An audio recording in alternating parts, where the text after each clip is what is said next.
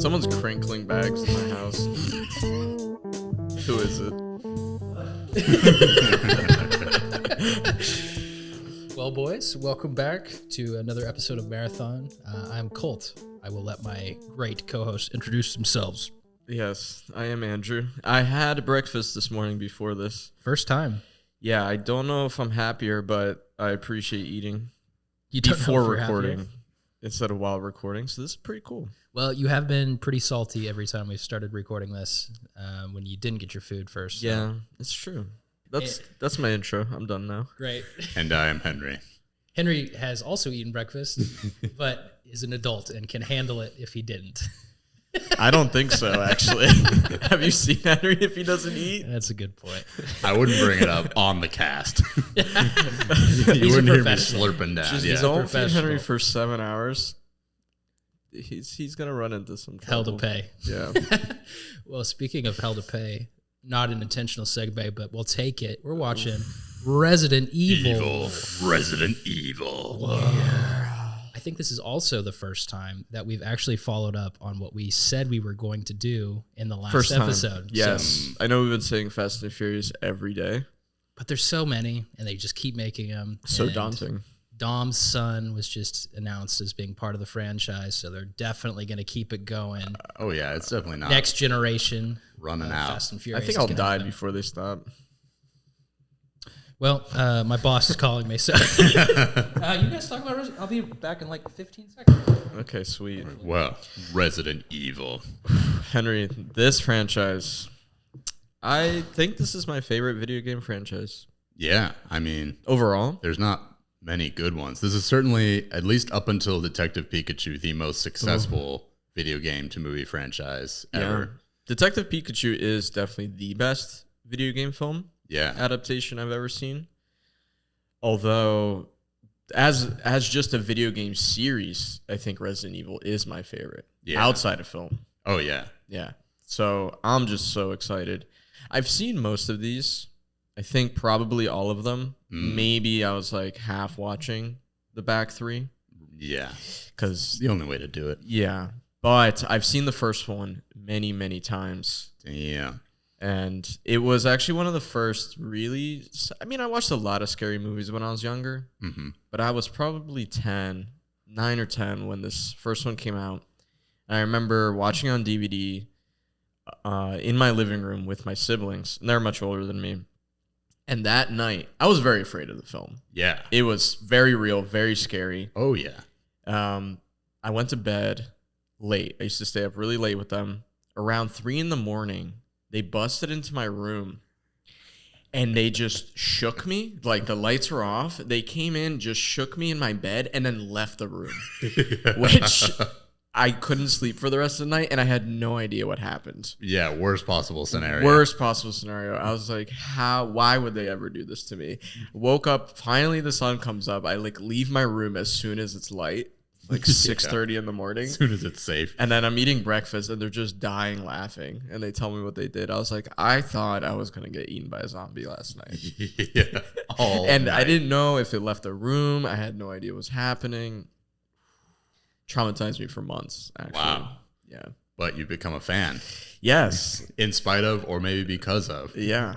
So that really resonated with me as like a huge part of my life Yeah. for a long time. I don't think I watched the second one or third one or any of them in theaters, actually. I did see one in theaters, but we can get to that later. Okay, cool. But yeah, I mean, I love the video games. I at least love the first movie. I'm excited to see it. I haven't really seen it. Cool. It probably, I'm assuming it just gets worse throughout the entire series. Yeah. I'm back. Sorry. Nice. I didn't get Call. fired. Good for me. Hell yeah. Oh, cool. Congrats. Thanks, man. It was a budget conversation, so I Oh, was so kinda- you almost got fired. I wouldn't have been fired. Would have been a Let's budget go. has been relocated, but we're good to go. Nice. You have been relocated from employment. Thanks. Yeah, you have been promoted to customer. Ooh, feel free to watch the streams. Just don't run them anymore. What'd you guys talk about? I talked about some traumatic childhood experiences. Andrew's backstory with the Resident Evil. You're gonna have to I'm listen excited to to the listen to beginning. this Yeah, in yeah. I post. could go through it again. Have you guys seen these? I guess was that something random okay. collection? Yeah, I've seen all of them, but like I said, I half watched the back three probably. Okay, I haven't seen any of them. I Oh, feel like boy. I've seen like clips quite a bit. You haven't seen any. No, Oh wow. not all the way through. I feel like I've definitely seen a lot of it, just like by being on the internet. I've seen like the weird like laser grid trap thing. Yeah. That's sick. I've seen the zombie dogs. Yeah. I've seen the Wesker slow-mo fight scene. I don't remember that. That's from the fourth movie, I would guess. Okay. Yeah, I don't know. be bad. Yeah. because that's the other weird thing. Like the first one doesn't have many characters, or maybe any for that matter, from the games. Do these line up with the games? Like They do later on. Eventually more, they do. more. Yeah, Okay. I mean they keep pulling in characters, concepts, and like. So the games, do the games follow one narrative the entire time, or is it kind of They have a ton of characters, and they Right. do sort of stay in the same universe. Until I recently, mean- they've sort of jumped to this whole other okay? thing. Because the new ones are definitely there's. Oh, you're talking new about 7 and protagonist, 8. right? I'm talking Yeah. about 7 and 8. Yeah, those are, I guess, But they have some of the in a old guys. They different have, world. They do bring people they in, bring so it people is back. technically the same world. It's just like you're on the other side of everything. You're not seeing any of those other worlds. Interesting. Mm-hmm. Okay. So do these movies, or do you guys even know? Like, do these movies follow one plot line, or are they kind No. of jumping? Or They're jumping jumping around. They just do Okay. whatever. Yeah, the first one is like Cool. just kind of takes general concepts and makes up its own thing. I mean, honestly, I'm not hating that as a way to make this movie. I don't need it to be a direct copy of a video game. That's I really proven wanted to not that. be With the very new good. one, Welcome to Raccoon City, I was like dying for like a complete, just direct remake from the video game. Mm. I mean, I watched the trailer. I know Henry watched the trailer. I don't know how well like the video games would translate though, because like you fight the same boss like 3 or 4 times a game. Yeah. Like Yeah, that's okay. I guess, but like There's like Yeah, a like like there's like yeah. a I think it's the horror element. atmosphere Okay. of it. You know, not necessarily the boss battles. It would just but be like the Terminator. yeah, Every fight Yeah. in the first Terminator is a boss fight, essentially. yeah, that's a good Just point. shows up That's like a the good point. nemesis. Yeah, basically the Terminator is yeah. the nemesis. Yeah. Uh, Should we talk about the games at all? We can. Sure, yeah. A little bit. I don't know. I recently became a mega fan of them through Andrew showing me the old ones. We don't have to get too deep into the story because it's frankly just a bunch of characters and a bunch of nonsense. But basically, they create a universe in which any monster can exist. Like the heroes get stuck in this haunted mansion in the first story. And at first there's zombies and zombie dogs, but then there's spiders and giant snakes. And you realize the ultimate villain is this like pharmaceutical corporation, like full of mad scientists, just churning out umbrella, churning out monsters, which is a great concept because then Yeah. it creates this atmosphere of you never know what's around the next corner. yeah. It could be literally anything. Yeah, And- like Resident Evil 0. Oh, The the bat. frog. Oh, the frog was ridiculous. There's also a massive bat, which is so dumb. They do take it too far. Oh, I remember the bat. You go to that weird the church. tower, yeah. cathedral Yeah. bell tower thing. And he's just swooping down. I remember the frog hopped up to us and we were laughing. We were like, what is this nonsense? And then his tongue came out And the it started laughter pulling stopped. you in. And we were Yeah. like, oh, we're about to lose the game. I really like the games. If they pull off like any of the like the creatures that you see in the games, like the huge shark or like Oh, you were yeah, I saying, forgot like, so many frog, or sharks. like if they can make that look convincing, then I'm gonna be excited about it. I think no matter what's happening. Cool. Will well, they? You'll see. Will they do it? In the first one, you'll see one monster Okay. specifically. That's pretty cool. And they did a really good job on it, honestly. There's Oh, only yeah. one of them, but it's like sick. Okay. The only movies I've seen are the third and the fourth one. And the fourth one is based off of the fifth game, where in the game world, they've shifted to it's not living dead zombies anymore. It's like zombies with a parasite and this thing comes out of their mouths. Oh. And so in the fourth movie, they do not go into any of that backstory. There's just Yeah. a random zombie that has like shit coming out of its mouth. And if you hadn't Good played stuff. the games, you'd be like, what is this? And literally, they were just like, that's a cool idea. Yeah, they're just taking. Oh, I think man. they just started taking cool concepts from the games. Is at this that the point. same director for all of them? Yes. Almost. two of them, I think maybe the second or third and fourth, Paul W.S. Anderson was doing 2 other movies. So he was just like, he like wrote it. Okay. And then he didn't direct it, but he was like heavily involved. Right. You know, it's still his series or whatever. Gotcha. So, but he comes back for the last 3. Okay. When did this first one come out? Or do we know that? 2002. Okay. 2002. What were CGI? What was CGI? What was CGI? Some was really good. Yeah, Some you was had really bad. Lord of the Rings, or you had Star Wars. Yep. Prequel series. Yep. This was, I don't know what the budget was on this. I'm assuming pretty high. It must be. I mean, this is Paul, like Paul W.S. Anderson gets the highest budget out of Resident Evil the is shittiest B movies. one of the biggest like video game franchises of all time. It is, I think, the most successful financially. Oh, really? Like Yeah. it is number 1. Wouldn't it be GTA? I think GTA probably has that. Oh, I was talking about the movies. I Oh, don't sorry. know. Yeah. Great. Okay. Yeah. But also the video games. Oh, it's probably Yeah. up there. Really Probably top successful. 10. Yeah.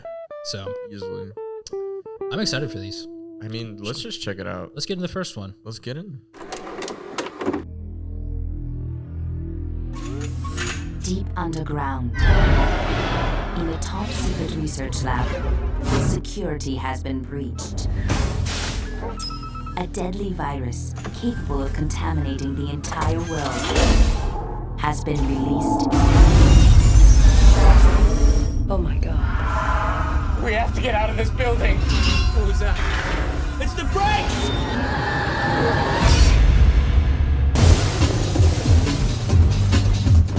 It's okay, we're here to help.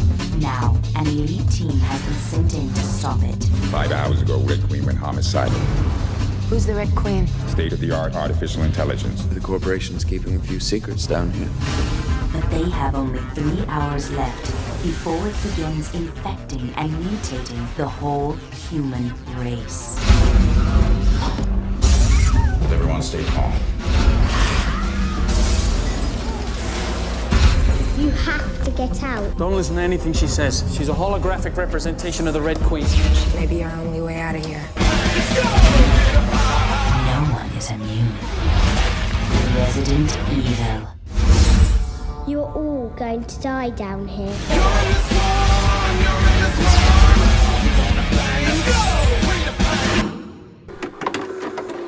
I like that. Yeah, that was pretty dope. Like the top of like B movie fun. Yeah. The best. Yeah. I've seen that movie a lot, and I still really enjoy it. I think it's cool how simple it is. Like it's not trying to be. It's the thing we keep talking about on this podcast is like there's movies that don't need to be complex that are, and this is not super complex. It's just doing what it does. Yeah, and it's it just does a it well. Haunted house movie with zombies and a couple other monsters. Yeah. It's cool that there's only one monster.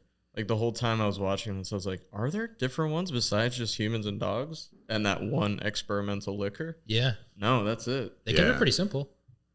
And then the main Yeah. enemy, the Red Queen. There was also some pretty cool, just like set pieces that they were interacting with.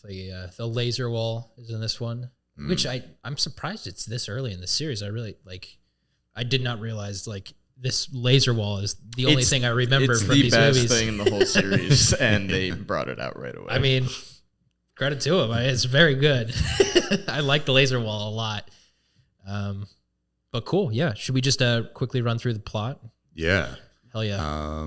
Let's see. Yeah, we start with some kind of viral outbreak in this experimental facility. Yeah. Which is surprisingly well pulled off. It's extremely well pulled You off. do kind of sympathize with all these just regular office workers who suddenly it's all the doors seal them in. Everyone's like, what's Everyone's going on? drowning, And they just everyone's getting gassed. to death. Yeah. The trapped elevator in scene is elevators. amazing. Yeah, just like you really get the panic of like, you're just at work. We don't and then start with the main characters. No. We start with just these random people. in the random office. people Yeah. getting annihilated. Yeah. And then we They cut do. to our leading lady fully naked, pretty much. That happens quite a few Sleep- Quite times. a in this few movie. times. Yeah. Sleeping in the shower. Sleeping in the shower at an angle. Holding the shower curtain strategically. Strategically placed. Yeah. To keep It's it. covered up perfectly in many shots. Yeah.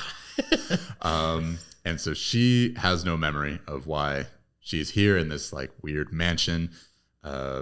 And then suddenly gas masked like soldiers come in and they're like SWAT team through the windows. Through the windows. She and this other guy are like sort of captured and they're like, all right, there's been an outbreak. We're going in to figure it out. And you realize that this mansion they're in leads to a secret underground facility called the Hive, where the Umbrella Corporation has been experimenting on deadly viruses. Yeah. And there's been an outbreak. So they're going down there to see what has happened. Should we differentiate this version of Umbrella from what is in the games? Because I think they're pretty much entirely the same, but there are some. As far as differences, Umbrella I think. goes, yeah, it's the same theme. Yeah. Yeah. You know, they're making some kind of military grade virus. I guess in the games, I'm not sure if this is like even part of the story they present, but like, do the people that work for Umbrella in the games know what Umbrella's doing? Yes. Because they don't in everybody. This movie. Not all the low-level employees. But the high-ups, yeah. Okay. They're all evil. That is a detail they actually bring in the beginning of the movie is they're like, most of the employees don't know that they're working for an evil thing, Right. which adds to that opening sequence. This empathy you feel even more that these people are just like going to their office and then suddenly they're like being strategically like sealed off and murdered by. Plus, this movie would be a lot less interesting with the cast is entirely Umbrella employees. If they were all like, this is kind of what we do. We're kind of the bad guys. We're kind of bad guys. I'm working for. I mean, it wouldn't be that much different than working for like Blizzard at this point. That's true. You know, or I guess to compare it to any company, maybe it'd be like I don't know. Samsung, Blizzard has got its own shit biotech. going on, but they didn't like cause a mass casualty. No, I know. I don't know if there's actually like a company like this evil. If we knew about it, they would not be in business. So could go either way. What about so what I was gonna say is once our heroes are down there, they Will like Smith's realize this weapons of mass destruction in the United States. they realize this facility is run by like an evil artificial intelligence robot, and it's full of all sorts of bio things. So all the original employees are now zombies, and there's various monsters. Also, they had all these dogs in cages that have also been infected, which are the best looking practical effects I've seen in a long time. Yeah. We'll get to that. We'll get to the dogs because they were pretty amazing. They're so cool. So yeah, I mean, just what happens after that is our heroes are then trapped in this haunted house trying to get out, and that's where the simplicity comes in. After they've delivered all this exposition of like, what is this facility and why is it going on? They're just okay. We've got our people trapped in a series of rooms, and they've got to get out. And it's not like unwieldy, the exposition either. It's like here's a virus that this evil business made. It has been released. That is the end of exposition. Pretty much. I mean, like there are more details than that, but like to understand it, you don't have to like. Yeah, it's pretty straightforward. And the way they introduce Umbrella in the beginning, with just talking about how it's like a massive company, how it makes so many products, and just what it's all about is just so clear. Yeah, immediately. It's a minute long, and then it goes right into the lab. Hell yeah!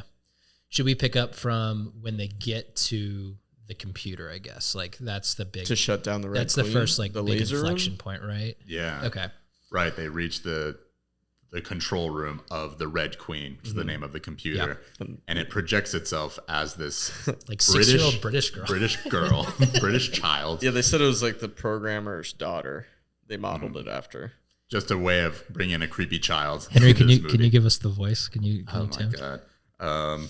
What were the famous lines? She said, "Kill her, kill her, kill her now. Going to die down here. You're all going to die down here." And then at one point, she's pretty scary. How her whole head turns. Yeah, quickly in the hologram. She is one of the creepier parts of the whole movie. It's a very well done, goofy kind of B movie. Thing, and they employ it well. They don't overdo it. She also just pops up occasionally to like start sort of like taunt them. She's like, "I've been a bad girl." That part was fucked up. I forgot because this movie, it's not that funny. There's not too many comedic moments as far as a B movie goes. Sure, they don't go. You know, it's pretty serious, and it's I not think schlocky. I guess it's not schlocky no, at all. They're playing it straight the entire time. They are, and then Paul, I think, really wanted this to be terrifying because the amount of jump scares in this is just every minute, unending, and none of them are real, and none of them are scary. It's a bit. None are scary, and none are real. Yeah, it's just constantly someone staring down the hall for a while, and then you can just hear the like. not even the music, just that like, Yeah, and you're like, oh, here we go. And then yeah, someone's just standing right next to him all of a sudden is like, hey.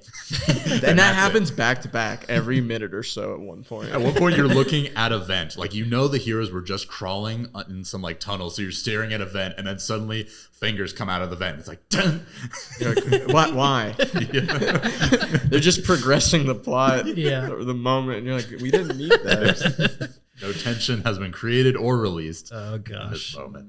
So once we get past the computer room, there's some people that are part of the crew before that die in the laser room. Yeah, they did Right. kill. We haven't set up what the 4 laser people? room is. They have to get into the mainframe. That's a good point. Yeah, let's so talk about they laser. shut Evil. down the Red Queen, or at least open the main door, Mm-hmm. and so the Red Queen waits for most of the team to go into this tunnel, this corridor. Yeah. and then locks them in there, and then it starts just shooting lasers out of the door. Even better. Yeah. That sounds like Not directly That out, sounds like yes. Star Wars. Yeah. No, it's like No, it starts like a line, like a laser line at the other end of the room that moves towards you, giving you Yeah. time to worry about it. Yeah, and so maybe you look dodge at it and then maybe jump over it, maybe duck.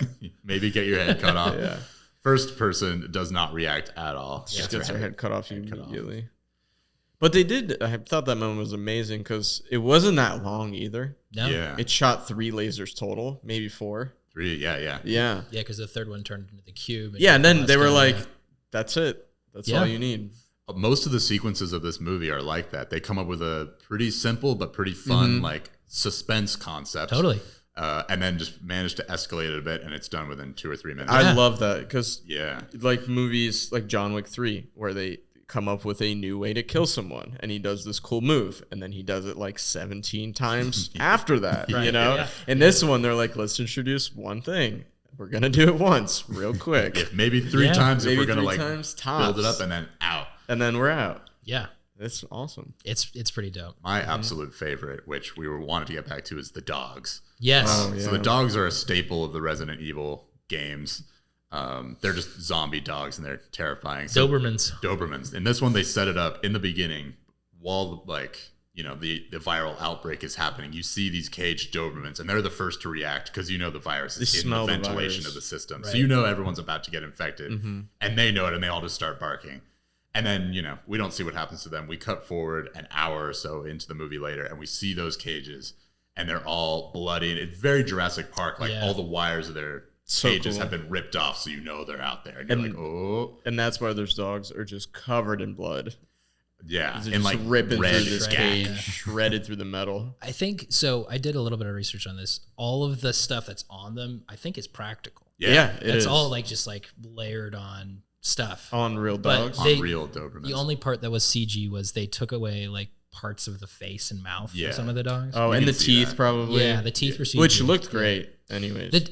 I think that was definitely the best CG in the movie, the dog stuff. Oh, yeah. Some of the other CG, and we'll The zombie we'll get to the CG liquor stuff later, but Yeah. like that stuff. The zombie kinda fell CG apart. when they start introducing the zombies, when it's kicking that metal yeah, rolling tank. Yes. And then it shows like a few shots of the guy without the eye, Yeah. the face. Still looks great Still creepy. for 2002. Yeah. Creepy. I mean, really especially effective. for 2002. Yeah, I mean, compared to some of the stuff we watched. The on only this bad show, CGI like, yeah. is the liquor coming out when it's bashing the door, and you could already see it like really foggy through the little window. Yeah. It already looks horrible. It really does. And then it jumps out, and it just is like Yeah, completely different quality compared to everything else. it's Not great. It's distracting.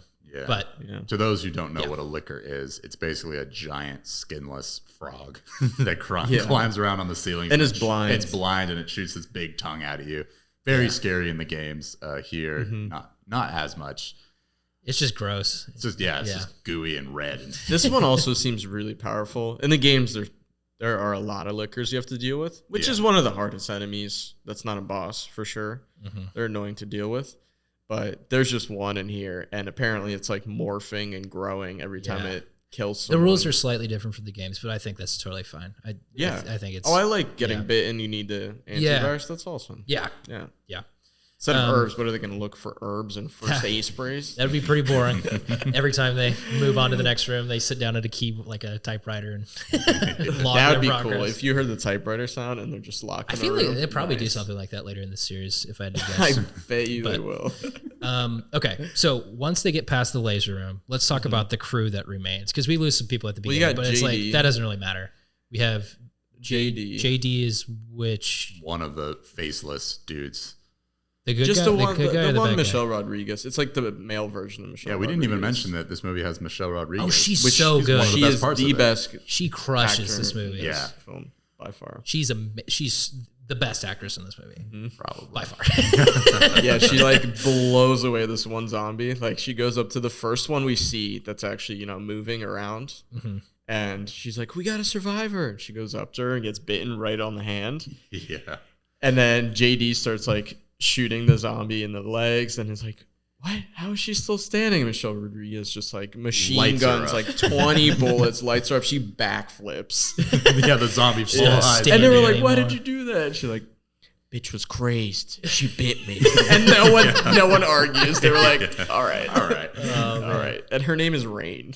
Yes. Yes, Michelle Rodriguez as Rain.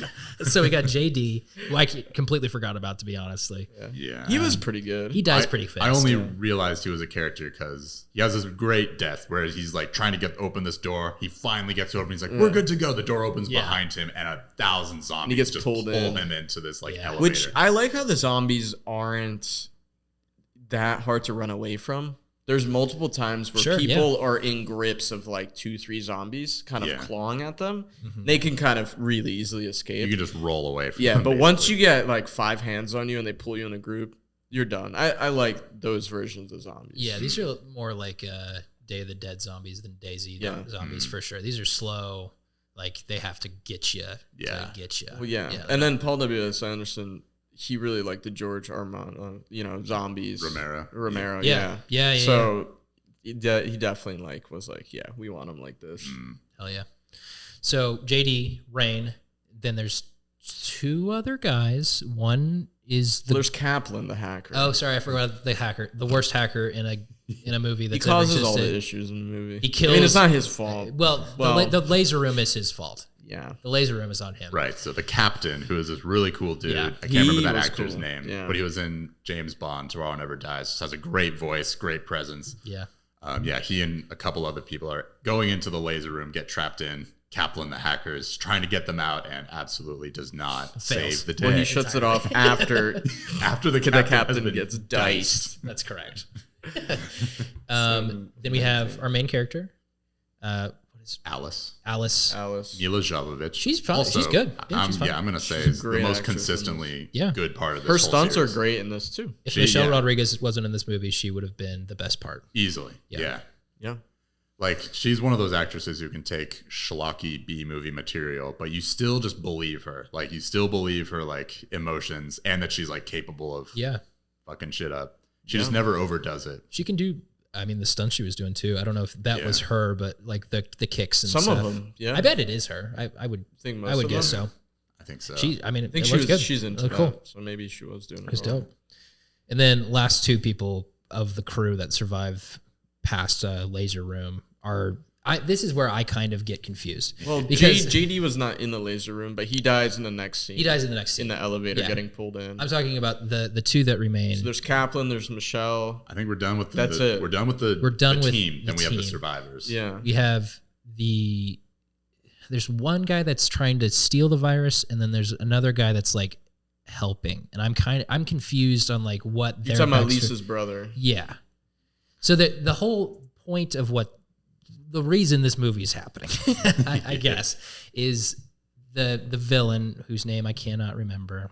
His unfortunately. character's name? Not at all. I don't remember. James Purefoy, another B-movie veteran. He's a great Solid. actor. He's great. Fantastic actor. I don't think they don't really talk about like who his character is all that much, but he's trying to steal the T virus from Umbrella for profit. To sell to some other corporation. That is what I understand. I think so. Okay.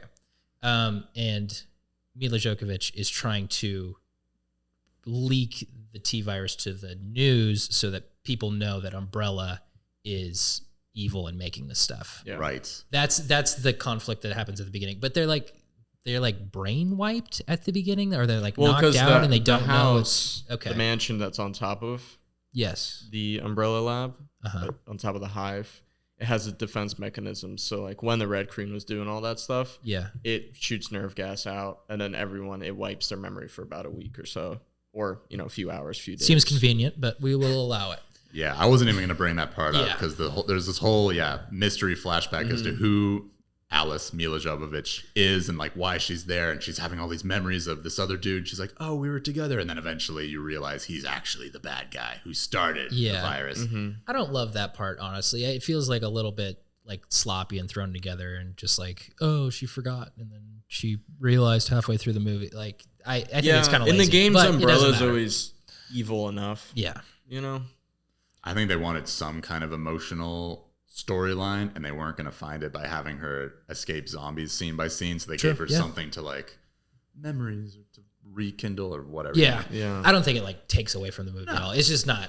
I don't think you're not watching this movie for, like we said at the beginning. You're not watching this movie for the plot. I would have liked it as Aliens, because the team special forces go in, and they actually have no idea what's going on at all. Yeah. And it's not like someone, planted all this stuff for them there. So it's just cool when the whole special forces is like completely in the dark. Yeah. And they're in a horror movie.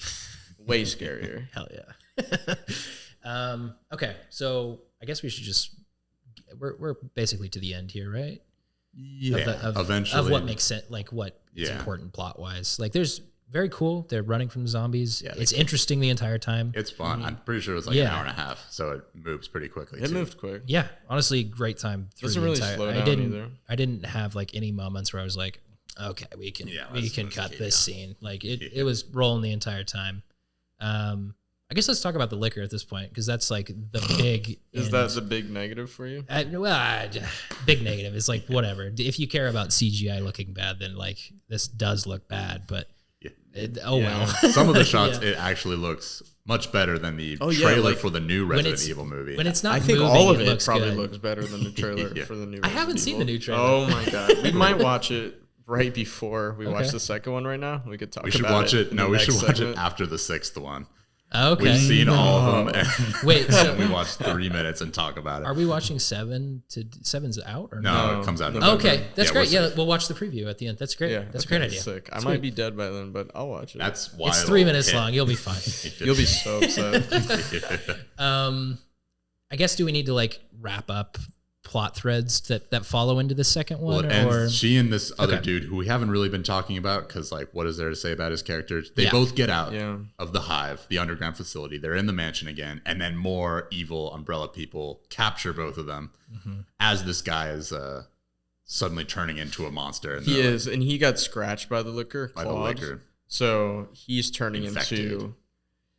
I guess the one guy that did get killed by the liquor had like super bright blue eyes. Well, they did say we want him in the Nemesis program. Yeah. Nemesis in the games is like one of the big bad guys that's chasing you all the time. So if we see him show back up, I think it's fine. I mean, he is going to be the Nemesis. Oh, that's great. Yeah. It's gonna be I didn't know if they basically just set scrapped up the it or bad not. guy for the next movie. Which I can't believe they set so much up for the next movie. They really did. Yeah.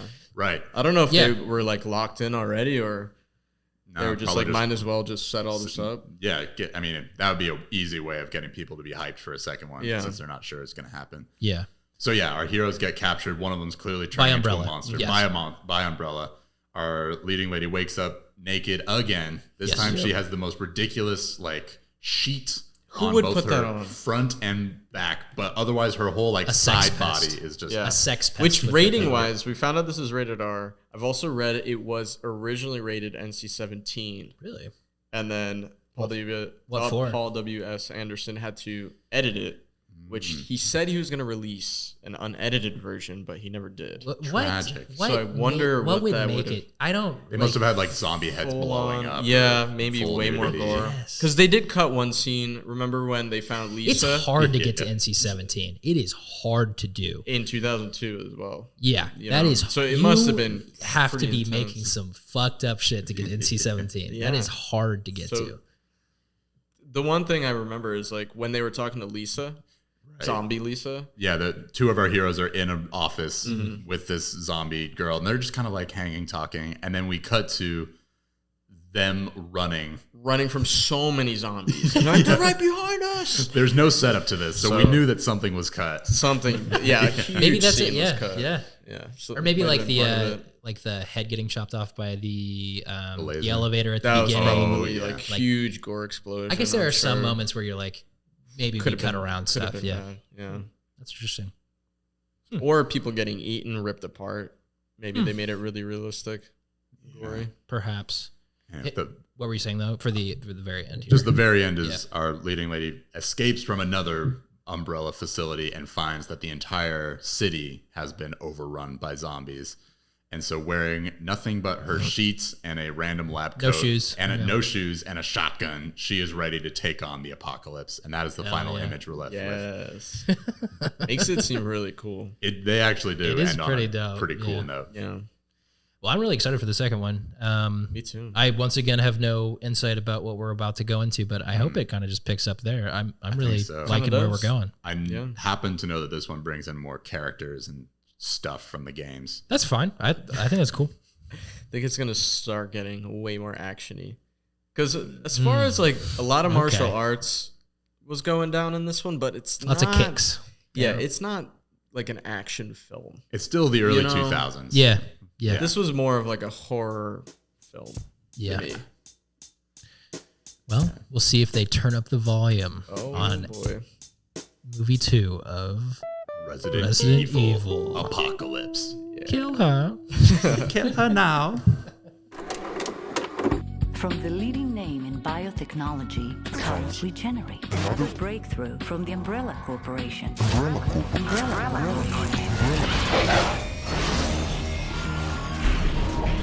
My name is Alice. I worked for the Umbrella Corporation. There was an accident, and everybody died. The trouble was, they didn't stay dead. In the pursuit of human perfection, accidents will happen. There's been an incident. How bad is it? We're reopening the hive. I want to know what went on down there. Sir, there's something in here. The infection is spreading faster than anyone could have anticipated. Seal the gates. Our men are still out there. Just do it. We're expendable assets. And we've just been expended. Now, those left behind We're gonna take you home. must battle an enemy that will not die. What was that? We're gonna need more ammo. Move! I'm good. But I'm not that good. They did something to me. They changed me. And one corporation The Nemesis is now fully activated. will do everything to bury its dark secret. You know exactly how far Umbrella will go. I used to work for them. I learned the error of my ways. Initiate launch proceedings.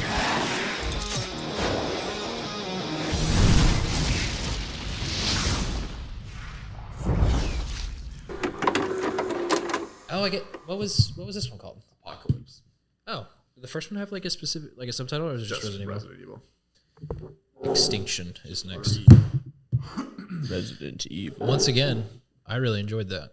Very fun. Yeah, I had a really good time. Total B movie schlock, but like yeah, but fun. They turned up the action The a little schlock bit. was Quite a lot. turned up. Quite a bit. We were talking last time about how there wasn't any comedy. They brought in a comic relief character this time, and Yeah, he they did. Every line consistently was fired comedic. duds. JT Yeah. made a Grand Theft Auto reference and a what was the other? It was LJ. Oh, LJ. Well, what was the other weird like reference he made? Doctor Doom. Yeah. Didn't- I don't know. It didn't make definitely any sense. it did not make any sense. It definitely took me out of it, but on the whole, very enjoyable. Very fun. Yeah. Picks up right where we left off after the first one. Well, I guess Right. it kind of just a little bit before, it but retracts essentially, a little yeah, bit, they yeah. just show this city, Raccoon City, Mhm. in the moments before this viral outbreak is about to take it apart. Yes. Zombie apocalypse. Yeah, we see the zombie apocalypse in the street. We see the news reporters. everyone's the dead walk. Yeah, there's the dead walk. There's crime everywhere. This unending. never-ending crime spree. That was it. I know. And then they just zoom in on a guy getting eaten. Yeah. And the reporter's still reporting. Yeah, there's just people getting eaten in the On street. live yeah. camera. 30 feet away from the cameras and reporters. Yeah. I'm skipping to the very, very end, but like, how did they cover this up? How did they possibly cover this up? I think the idea is just they're an all-powerful corporation. Well, they yeah. have all the power in It's the like world. the last, image we saw, the satellite. It's an umbrella satellite. They control everything. All right. You got me there. They control everything. So in this one, we get a hodgepodge of different people in a zombie-infected city trying to get out. Classic. A lot of characters from the games, finally. They start getting game Oh, characters, they get yeah. so heavy with it. Immediately, you see Jill's name. Yeah, let's list them off. Ashford. Who do we right see? away. So wait. Jill Valentine Yeah. is a classic game character, sort of a super cop Yes. of sorts. Stars. Carlos Oliveira, who's an umbrella, They're both in soldier. three. Okay, gotcha. Carlos is in 3. Yeah. Okay, cool. Same with Jill. Sweet. This yeah. was kind of a mash of 2 and 3. Because the Nemesis is the whole third game. Yeah. But then the whole Raccoon City and the cop station, they did show, but they didn't really hang out in there. No, not She as just much. started shooting people in there. Yeah. Pacing again, very enjoyable. Pretty I think solid. that's the thing that we definitely harp on this show is like, if you're watching 6 movies in a row, this pacing better be top notch. No, this pacing was top notch. It does not slow down. Until the end, when it got like classic, middle of the road action movie. Like, let's watch a couple people I feel like shoot that's- guns and break glass for 20 minutes. Yeah, that's a great point. That kind of stuff. But up till then, it was real good. I completely agree. So yeah, we have this super cop. We have a former Umbrella, soldier who's kind of been betrayed by his corporation, so he's joined them. There's a reporter. There's our girl Mila Jovovich, who this time they are very explicit is an Umbrella experiment herself. Yeah, I did not really like that because you already have the Nemesis. They were trying to do a monster battle thing. They were just trying to explain why she has Matrix level fighting moves in this movie compared to which the I don't last think one. she needs them. She already doesn't need the moves or doesn't need the explanation. No, doesn't need the moves. I don't think. Okay. She's able to in the jump first like film, 20 she was already handling herself so well. That's a fair point. Like, it'd She be cool kinda if the already had Nemesis moves. was somebody like they could not deal with. Yeah. And Yeah. you had to run from him, If But he she was- was yeah. head on battling the Nemesis multiple times. So the Nemesis Yeah. is a famous character from the game. It's kind of like a 7 or 8 foot tall, walking, just like mutant monster with weaponry, and he behaves like a Terminator in the games. He's an unstoppable monster. You can defeat him, and then he will come back later and will not be brought down. Yeah. So in this movie, he is tasked with murdering basically whoever Umbrella, the evil corporation guys, who actually have more of a face this time around, Right. want 'cause him to kill. in the games, he was created to hunt the Stars members. Right. Because the Stars members are like the main characters of the games. And they're going to expose Umbrella. That's not exactly the plot here. It's just the Stars members happen to be interfering. So they're killed. So they send this mutant into the city to start killing people, even though there's already a zombie apocalypse and nobody is getting out. They're The city's under testing, which is weird. They should have This just is why they nuked sent the them, city yeah. right away. I don't know why they were just waiting and trying to kill the Stars with the I Nemesis. do. I know the reason. I think. What is the Right. reason? I think. So at the end of the first movie, both Alice, Mila Jovovich, and Matt. We learned that this guy, the Nemesis's name is Matt. Okay. He was a main character of the last movie, but we did not. Yeah, that's the catch his character name that at we all. didn't cover at all because he wasn't very interesting and just turned into Nemesis at the end. That was all he did. But at the end of the first movie, they are both experimented on, and when the virus leaks to the rest of Raccoon City, Umbrella sees this as an opportunity to test out their new assets, quote unquote. Yeah. To go, so they send Alice, Project Alice, and Nemesis, Project Nemesis, into Raccoon City to see what they do. How much ass they kick. And they kick a lot of ass. Alice really does kick ass. Yeah. I mentioned this during the movie, but I just still really love that these Umbrella people are like, all right, we're gonna create a top secret hot babe. And we're also going to create this walking, like 7-foot tall monster with a potato head and a bazooka. Yeah. I know. And they're like, you guys are cut from the same cloth. Brother, Like, are they though? Brother and sister, you are. They gave this guy a rocket launcher and he looks horrible. He looks bad. He cannot shut his mouth. Yeah. But basically the scope of the movie is this group of people trying to get out. And eventually their way out is one of the bad guys. His daughter is lost somewhere in the city. So he's like, if you can find my daughter, I will get you, like, lead you to a helicopter to get her and yourselves out. Is that guy from the games as well? You guys mentioned that. Dr. You know, Ashford. Dr. Ashford. He's one of the original Umbrella guys. Yeah. Played by Jared Harris. We know from Chernobyl. Great actor. Underutilized, but still. Yeah, he was great. Bringing in some talent. I guess we don't really need, there's not like a lot of quote unquote plot happening while they're transitioning through the city. It's very interesting. They just hit different set pieces. So at one point they're in the church fighting more lickers that are flying around the walls. For a movie like that, for a movie like this, I have no problem. That's great. With that kind of plot. I think we just move through it. We see interesting things, and then we get to the end, which I think we should pick up like when they get to the helicopter. If that makes, or is there anything we're missing before that? I just want to bring up the school. Oh yeah, let's talk about the school. The school's fair. Sequence. Yeah, it's only because this is where what the children eat. Terry. Yeah, Henry's into the child zombie. He well, likes the child zombies. That was fun. But this is also when they bring back the dogs. And again, I was like, you can tell they're borrowing from Jurassic Park. They show the police canine kennels have been ripped out of before they enter, so you know there's zombie dogs in there, and you're like, oh boy. And then the zombie dog sequence mostly happens in a kitchen, very much like the Jurassic Park. Oh, that's a great point. I didn't think about that. That is, I mean, they even do that. They even do like the stay here, don't move, look this way thing. So and literally, a zombie child crawls out from one of those quietly from one of those kitchen cabinets, like kills the child so gently. Well, breaks her neck, but then gently so funny. Sets her down. She allows her to crawl up. Wait, on that was her a kid? slowly. Yeah, that was a zombie. Oh, I did not know that. And then she held its neck and then snapped it and gently just down. later. Brutal. Quite a lot. Anyway, that was I think, pretty funny. One of the better sequences of the movie. At least it had some suspense in it. Totally. Oh, and they also had one of my favorite parts. Oh, so we haven't really gotten into Jill Valentine as a character, the super cop. They really don't in the movie either. Goes a long way to show you just how good Mila Jovovich is, because her badassery is just effortless. And this other woman is just not. Oh, they even tried to up it up with giving her a cigarette at one point. She's still not anywhere. This is where I was thinking, like at one point she's turned on all the gas stoves in the kitchen while the dogs are chasing him. She lights a match and throws it over her shoulder, and it goes out midair, so it can't light the explosion she needs to kill the dogs. Hell yeah. And then out of nowhere, Mila Jovovich is also in the vicinity with a lit cigarette and flicks it 50 yards. That is the wildest flick. It was like through multiple double doors. And then when the explosion happens, she's already somehow wearing a tarp, which she just turns around and wraps over herself and is fully shielded. There's also a moment in this this heat blanket. It is. There's also a moment in this movie where there's a sniper on top of a roof, and he's like lining up their the group of people on top of a skyscraper. Let us clarify. Mila's part of this group that he's aiming at, and suddenly Mila is at his shoulder and kills him. So somehow teleports 30 stories into the air. And then runs down the building with a harness that she materialized from somewhere. Listen, I'm not complaining. Oh, it was great. There's fun stuff. It was fun all around.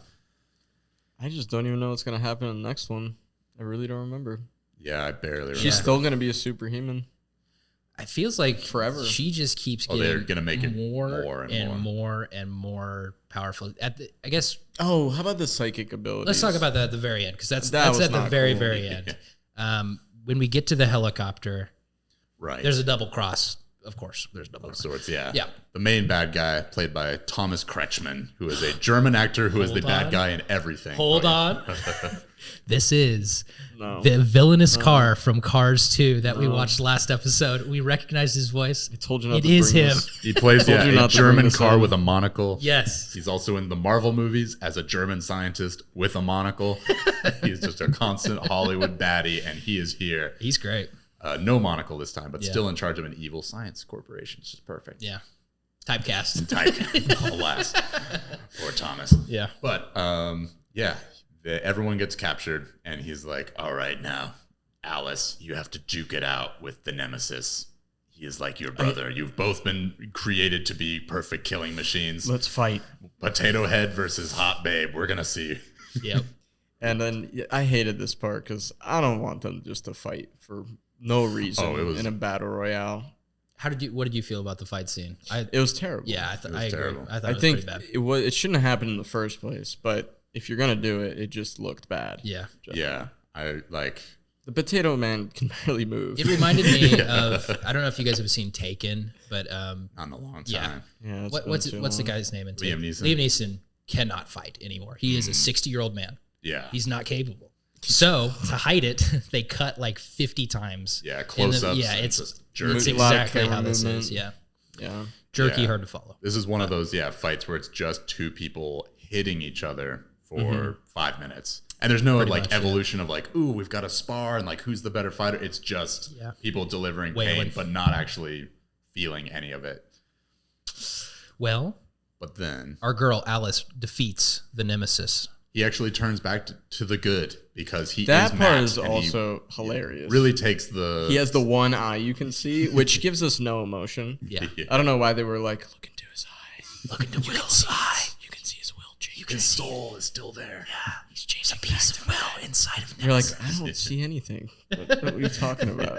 Then he does murder like 85 cops, which is pretty cool. Kills all the Umbrella guys that were holding him hostage. Yeah. Like a lot of them.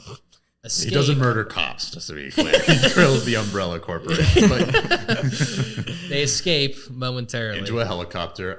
Something flies off of the wall and stabs Alice through the stomach. That was weird. So the the nuke went down. They were, escaping the nuclear bomb. Nuclear bomb. Oh yeah, we didn't even mention the bad guys are gonna blow up the city to contain the situation, and that gives our heroes some time crunch. They're also using the helicopter into the nuke as a like a red herring for like what's happened here. So Right. the public at the end of this movie, the public is not aware that there's a zombie apocalypse happening. Yeah, and then they just cover think it it's a nuke. Even though the heroes, nuclear meltdown. even though the heroes have been filming everything in the city of the zombies and released the tape to the media, at the beginning of the end, we see people are like, "Wow, there's footage coming out of zombies," and then a moment later, they're like, "Actually, the video's been discredited." Yeah, the Umbrella really Corporation funny. is still like they're going for this like layer of like political.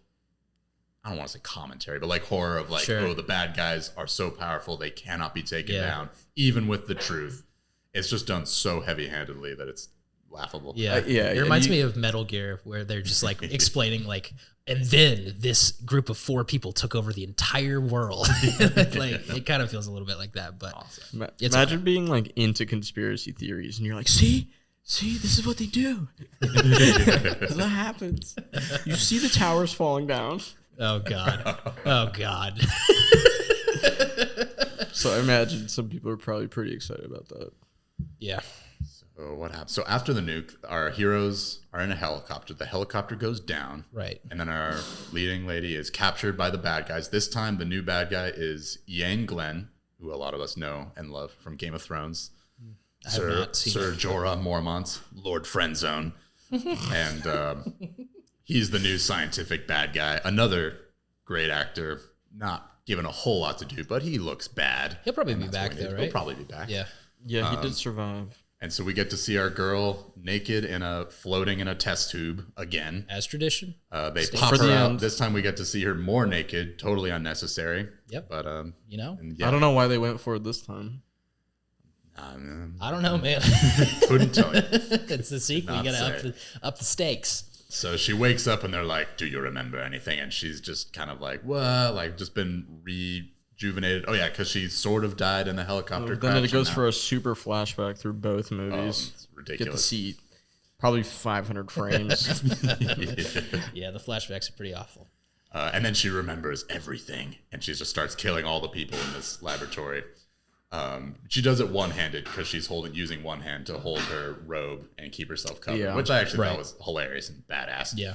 And then she's walking away through this facility, and there's a guy in a surveillance room. Surveillance And he's control like, room. I've got her. She's leaving through this thing. And then suddenly her image starts popping up on all of the security feeds, which doesn't make any sense, but whatever. And You're like, stares something's into the happening. camera. And she looks up into the camera. All 50 screens have her looking at it, and the security guy starts bleeding from the nose and eyes. Yeah. Because now she has telepathy and is able to kill people from a distance. Through the camera. All right. Sure. That was a little much. That's okay, It was a though. little much, but she's a experiment from a bunch of evil mad scientists. All right. Well. And she's about to be captured again by the bad guys, and then our other heroes show up and take her away, and then Lord Friendzone wakes up and he's like, wait a minute. And we're like, oh no, are the bad guys gonna like figure out that our heroes are escaping? And he's like, let them go. Project Alice activated. And we're like, what does that mean? I don't know. They're setting up the third one. Yeah. Yeah, so we can only assume the whole world's about to go boop, boop. I'm kind of excited for... I feel like this is going to be the linchpin of this series, honestly. Like, this could go one of two ways, this third one. Could be okay. Because if they keep just doing, like, an interesting, self-contained, like, zombie, like horror action movie, I'm going to continue to be down with it, I think. But if it gets into a weird, like, political thriller, then I am... It's not going to get smart, if that's what you're saying. Okay. That's good. Never. That's All good I'm to going to hear. say, and this might be jumping the gun, but by 4, they have gone full Matrix and full loss of any cognitive function. Good. All right. No, I don't know. Good. Let's strap in for the third one, I guess, boys. Let's check it out.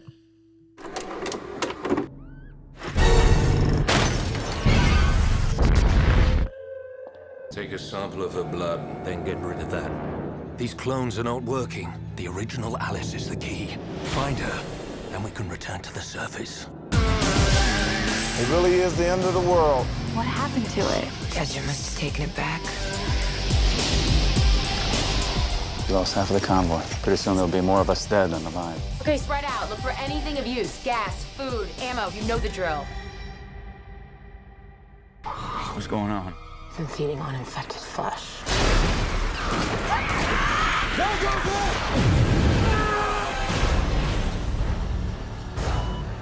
My senses have detected Alice. Her powers appear to have grown at a geometric rate. I can have a strike team ready within the hour. Everyone is scared. Good thing we like a challenge. Make sure she's dead. I'm coming for you. Shut her down. Oh. We fought the infection. We survived the apocalypse. And now, we face extinction.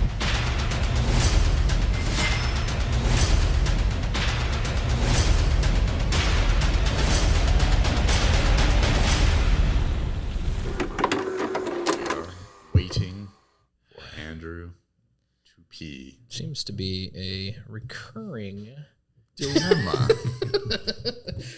A situation we've run into in the past and will in the future as well, I believe. Well, look who decided to join the podcast.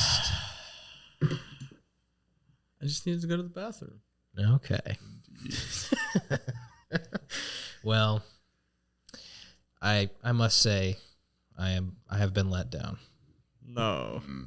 I did not like that one as much. It's not like, I feel like third movies on this show have been tragically bad. This is not terribly bad, but almost less exciting. Almost always consistently the third one is the dud. Yeah. So this is definitely the worst one. Yeah. So far. How did you guys feel about it? I mean, the worst one, I think universally we would say this is the worst of the first three, but I don't think it's like a terrible film. It's just kind of not as good. It's not as good. It was the same length as the last one, but it felt way longer. It did feel much longer. Maybe because where they're located is just desert America at all times. Yeah. They're kind of moving around Salt Lake City, California. There's no urgency. Like the last one, Las they have to Vegas. move at all times. There's monsters everywhere. In this one, they're like, it's a desert wasteland movie. They're so kind of. They have to come up with the idea of, should we move somewhere That's next? a really good point. Should we go to Alaska? Maybe we should. Otherwise, they're just driving around getting gas. Because they have 5 vehicles that get an average of 6 miles to the gallon. Let's give a recap of what we're doing here. Yeah. So this starts around Salt Lake City in Utah. This is like a 2-hour time. Or sorry, 2-year time. 5 years. 5-year time. Yeah, they mentioned 5 years for Las Vegas when they rolled in there. Yeah. Gotcha. Okay. Right. It's been 5 years since the last one. The zombie apocalypse has spread to the entire world, has also somehow turned all of the United States, possibly all of North America, into a sand dune desert. Yeah. All of it. The zombie virus has taken out the trees, taken out the rivers. It's not explained, but that is okay, I guess. I mean, as far as this series goes, you're just like, whatever. Roll with it. Yeah. Yeah. So our girl Alice is now kind of like a classic, Walmart. The whole thing is like a Walmart Mad Max type. Very much. Kmart. Hollister Mad Max. Yeah. Hollister Mad Dude, Max. why was Kmart one of the main characters in this? We will get into that. One of the main characters is named Kmart. One of the main characters is named Kmart. Well, okay. Whatever. She's just roaming around the desert. Right. I know you didn't want to talk about this, but the movie starts with her responding to a distress signal. Waste of everyone's time, but we will talk about it. We had to watch radio it. Station. We'll talk about it. Yeah, she goes to this radio station looking for survivors, and it's a bunch of post-apocalyptic backwoods hicks. Yeah, they just capture they her. enjoy throwing people into a dungeon with dogs full of zombie dogs, and then obviously Mila gets out of it, and the dogs eat the people, and it's then just she an moves excuse on. for an action scene. And There's nothing. No reason for it meant nothing. Yeah, it's comes out just of it. establishing that hey, there's groups of people that are bad. It's dark in the apocalypse. Hey. You're like, okay. I guess some people need that reinforced, but And then Clara Redfield has a convoy that she runs. We meet a new character, Claire Redfield, famous from the games, who is running a convoy of 50 to 100 but she people. Does she even have a backstory in the movie? Well, I think besides running the convoy. You discovered something in your research, Andrew. I think Claire was supposed to be Jill from the last movie. Okay, yeah. So they had to rewrite everything because they had Jill supposed to come back in this film, and then she got booked for Aragon. The dragon movie. What an opportunity. What an opportunity. And she's like, should I do another Resident Evil movie or something else? And she's like, I'm out. So then Paul W.S. Anderson was like, whoa, we'll just put Claire in there. And she another runs a famous convoy. video game character. Yeah. And she's just running a group of survivors. They're all generic, all kind of Hollister, JCPenney. Yeah. We have some returning, Carlos. Carlos is like the leading member or just cast from the actual video games now, which is hilarious. I think so. And then what's the other guy's name? The LJ, the comedy relief. Comedy relief, still terrible. Movie. Oh my god, it's so terrible. Again, they do the theme of someone gets bit. We didn't very mention this early the other time, but every movie so far has had a main character get bitten, and someone is like, we should probably kill this person because they're going to turn, and then they're like, we'll wait. Or we'll wait till that time. We'll cross that bridge when we get to it. And then it always backfires. They always turn. They always turn and get another person every single fucking time. Yeah, so this time, God. Well, Carlos dies because of this. Indeed. Carlos, played by Oded Fetter. He's so good in this movie too. He's so good. Yeah, it's sad that like he goes. Mila, he's just has like a natural suave that you can accept anything he says or does. You're just like, no, this guy is cool. Like Carlos from the games. Indeed. Kind of. Yeah. He's from the new one. Yeah. Yeah. He's cool. He's pretty good. He's pretty good, man. So they sync up. Oh God, we haven't mentioned Alice, Mila Jovovich. We mentioned the last movie. She had. Well, no, we got to get to that. We'll get to that. We'll get to the clones. We were getting to the Jedi mind. Hey, audience, don't think about the clones yet. It's not important yet.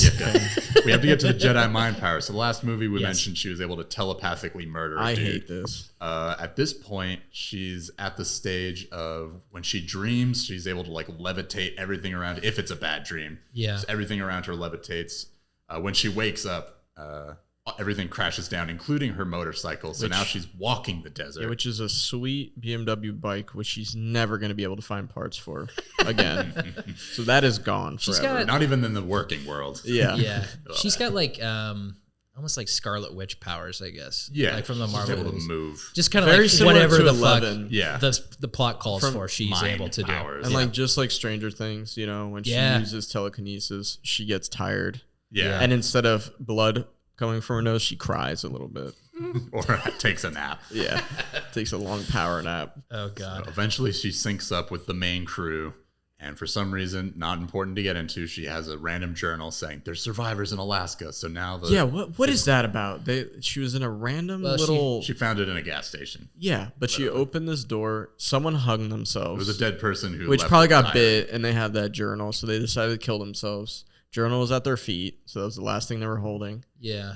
And it's just like isolated Alaska, It's just living outside. It's just a plot device. Living people, loving people. Yeah, it's a key item in a video game. Like there's no they're like, there's you no must reason get for this. here. Yeah, because they have no other objectives. Right. There's like we were no saying, other objectives. They're literally in the desert. They could see zombies coming for miles. Yeah. So I think that's the thing that differentiates this from the first two movies, and maybe why I don't like it as much is there's not like a clear objective they're going for the entire time. There's no urgency. It's kind of just they're wandering around with this much larger group of people, all expendable. They're all expendable and they all die. Yeah, except for Kmart. Except Kmart for some reason Claire. survives, but Kmart isn't important at all. No, so Kmart is, and they fly to Alaska at the end. So like, are we ever going to see them again? Who knows? I don't know. Henry's nodding yes. He's no. Kmart? Are we go? Do we go to Alaska? Not that I remember, but I know that Claire comes back in the next one. That's fine. Okay. Better than Jill disappearing completely. No flashbacks either, being like, Jill died. No. Just no mention. Yeah. Zero mention. Well, just wait. Oh, I'm waiting. But, yeah, no urgency. So eventually they make a plan that we have to get to Alaska, and that forces them to go to Las Vegas, where just a ridiculously long action sequence happens. We don't even need to get there, but eventually Alice is getting tracked by Umbrella this entire time. Oh, yeah. There are bad guys with their own subplot. Yane Glenn, Lord Jorah, Lord Friendzone, is busy at work trying to domesticate zombies. There's actually an almost decent scene, totally ripped out of George Romero's Day of the Dead, where they have a slightly chilled out zombie that's, reacts to a camera and it's like smiling at them, and they give it one of those children's play sets with like put the shapes and the blocks together. And then it started, at first it's doing well, and then it isn't doing as well with the toy. So then it's zombie anger gets the better hungry. of it. Eats them. So this whole time, Andrew's so done. The whole time this mad scientist is trying to find Andrew Alice. doesn't like this movie. I can tell.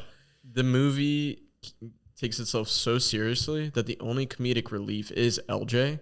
And they were like, okay, so we only have room for comedy within this one character, and that's it.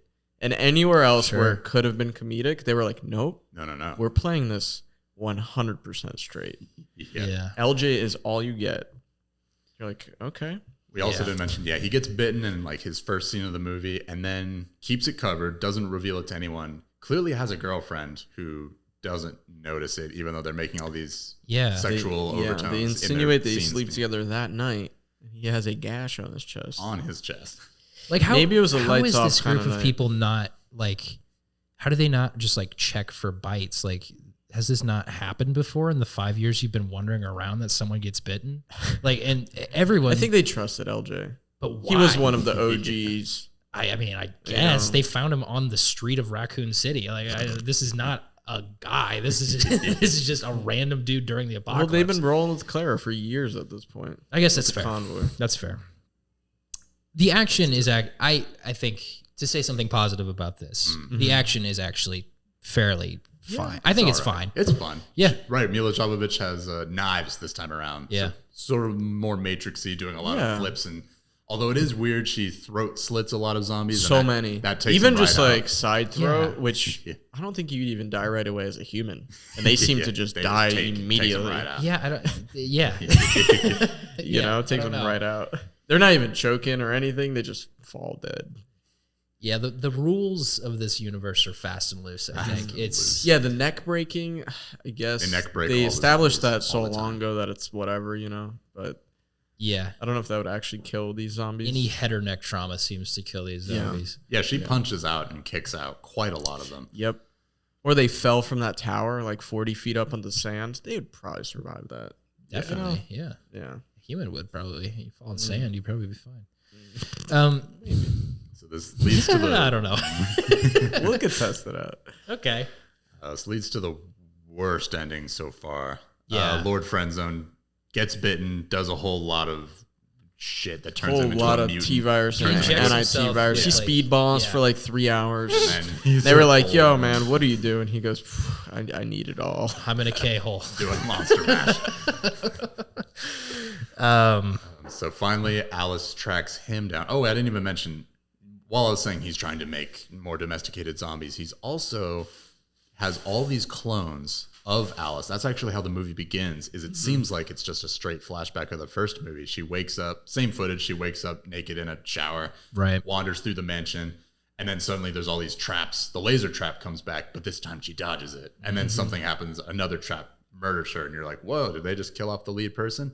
They're like, this test failed, bring in another. And Yeah, they it was show like her clone 87 is done. And they dump this Mila Jovovich in a gutter full of Mila Jovoviches. Yeah.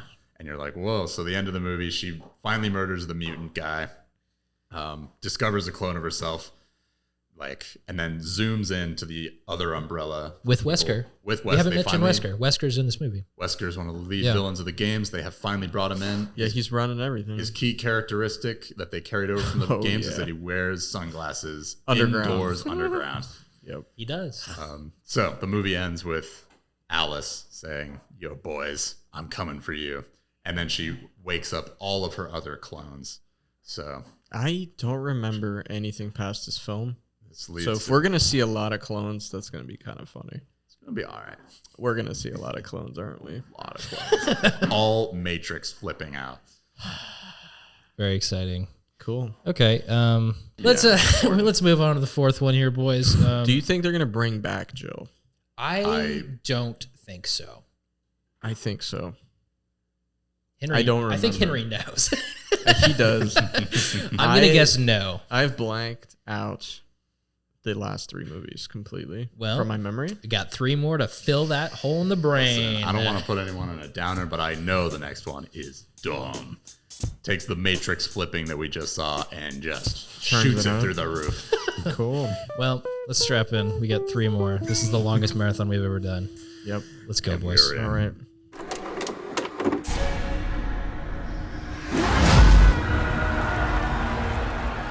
This was the start of an apocalypse that would sweep the entire world. That was 5 years ago. My name is Alice. The last survivors followed a radio signal to Alaska. This is Arcadia, broadcasting on the emergency frequency. We offer safety and security, food and shelter. But I could find only one. Claire, who did this to you? Umbrella. We have to move on. Our only chance for survival is finding the source of this signal. This is Arcadia. We offer safety and security, food and shelter. Come on! The men responsible for this disaster took refuge underground. The Umbrella Corporation feels safe. Everything is quiet here. They feel secure. They're wrong. Now this is a pleasant surprise.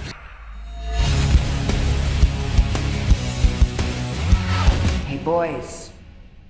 Is that any way to treat a lady?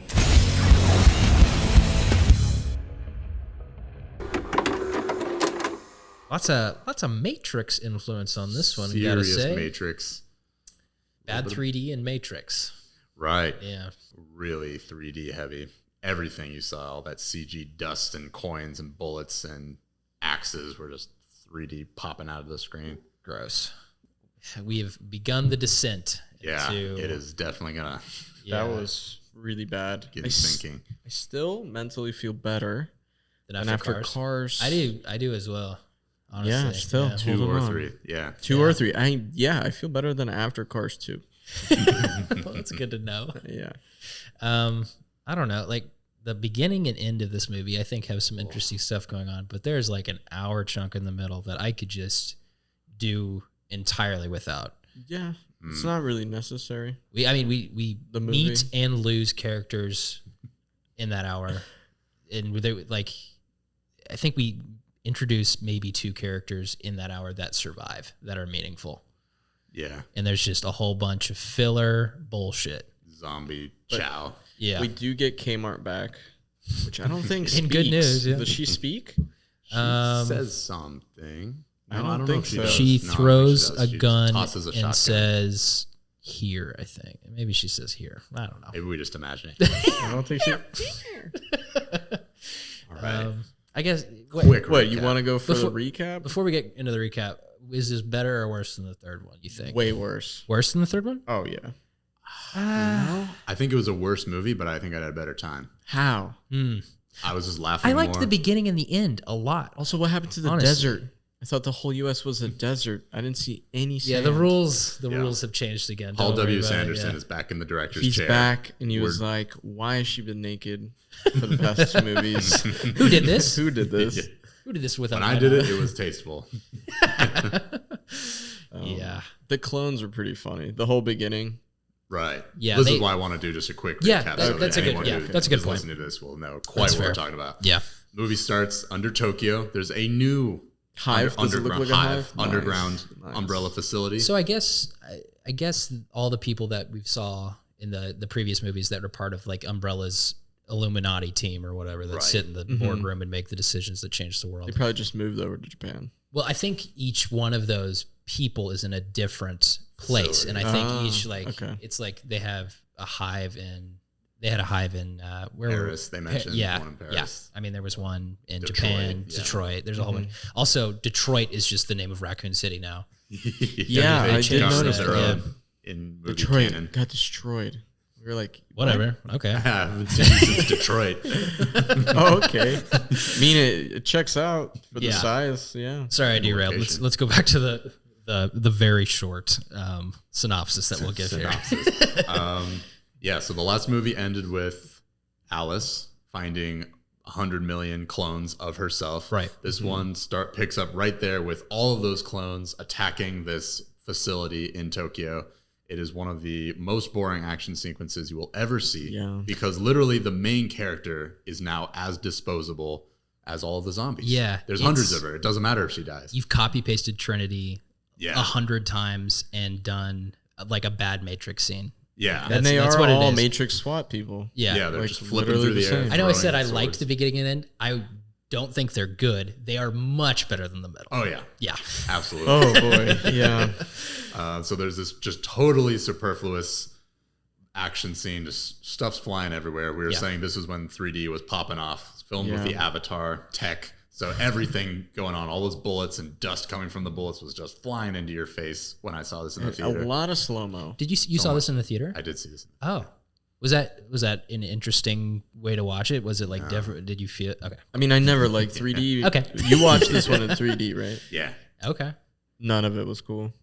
No, I mean, so again, it was like technically, it was with the best technology of the time, Sure. like the Avatar stuff. But I really noticed, when James Cameron uses 3D, it's like he just does it to have like leaves and It's occasionally subtle, ash. yeah. It's really subtle and just immerses you. And this time they're just like throwing Like we're axes. throwing a large axe that Yeah, this takes is- up the entire screen. This was like Yeah. Spy Kids level of 3D, where it's Yeah. like bullets coming at the screen and like in it's, slow mo. Yeah, it's a lot terrible. of bullet time. Tons of bullet A lot time, of bullet. tons of flipping.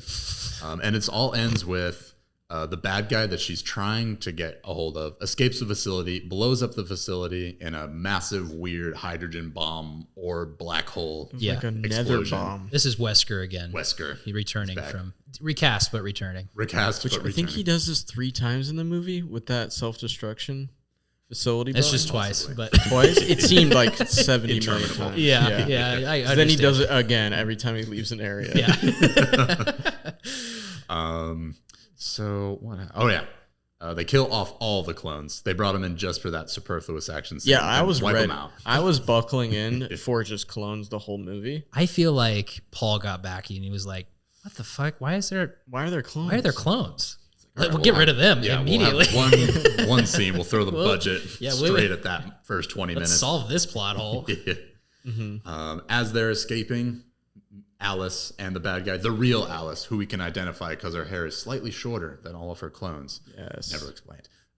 She corners him on his like plane, and he super quickly injects a serum into her neck that takes away all of her Jedi powers. Yeah, just total retcon. Total retcon. Yeah, She was like, okay, hold on. So much telekinesis in her facility. Her clones were all telekinetic too. Okay.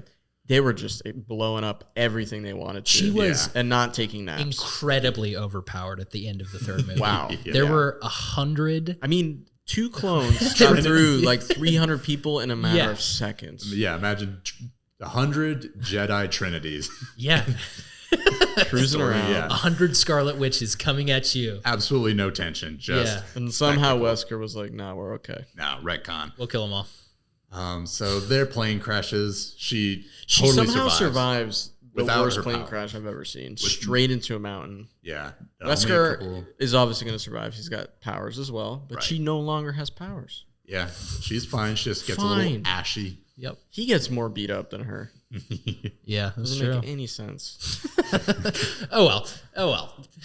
She gets in a plane. She gets in a plane. She finds a plane from somewhere. She starts vlogging. She starts aggressively vlogging because there's every 3 hours. Because there's no other characters in the movie at this point. So that's how they progress the plot. It's just her talking to herself while she's flying around. She goes to Alaska where her friends went. Arcadia, Alaska. Arcadia. No one's there except for Claire Redfield, who is now mind controlled. Which also doesn't make sense why Claire is there. Yeah. I guess waiting Well, for so Alice? they did show it at the very end. So when the helicopter arrived in Alaska, Arcadia has always been a trap by Umbrella. Which to I guess they collect name survivors. multiple things, Arcadia, to pull people in. I think so. I'm not entirely sure. Yeah, it doesn't make the sense. ship is the name. We'll get to the ship Because later. a lot of but people there's are like, Arcadia, the place. The salvation. Yeah. It's weird that But everyone then knows about it. The people in the building we're about to talk about only knew it was Arcadia because they could see through binoculars that it was a ship written on the side of the ship. They don't do a very good job of keeping track of why people know things or like why information is like, how are these people still here? It's been 8 years since the apocalypse started and they're just on top of a building in LA right now. Just hanging out. It's whatever. But she goes to Alaska. It's a trap and then comes back with Claire to Los Angeles. Which I thought it was so funny. but- She puts Clara into the plane. Clara is very dirty from 6 months of just hanging out. That's the thing I was trying to explain. Sorry. So Claire, when they got up there, she escaped from the Umbrella ambush and just was up there, and that's where. But she somehow had the mind control. Yeah, thing. but they control her with it. So how does that make any sense? I don't know, guys. Left her as a- I don't know how mind control works in this. Because then they pinpointed her through satellite, guys. through that thing. Hey, I don't know. It makes no sense while she's out there by herself, and then took Kmart into the ship. Listen, I don't think it matters. And then I thought it was hilarious when Alice puts Clara into the plane. Right. She's filthy. Next shot. Yeah. Alice is vlogging like normal. You look at Clara. She is full makeup. Supermodel. Pristine. Her hair is back to Pristine. pristine wonder. There's so much. We're gonna get so bogged down if we keep talking about every single fucking bullshit decision they make in this movie. So they're flying movie. around. I think they land. They get to LA, and I'm assuming they're running out of gas, but that doesn't make sense because They just find survivors and like on the top meet of a up building. with them. Yeah. Okay. So they're Alice has been saying she hasn't seen anybody for years or months at least. It's been 6 months. Yeah. That's what she said. 6 months. I Okay. think So they named it, but I they can't probably remember. saw those people and were like, "Yeah, it's worth checking this out."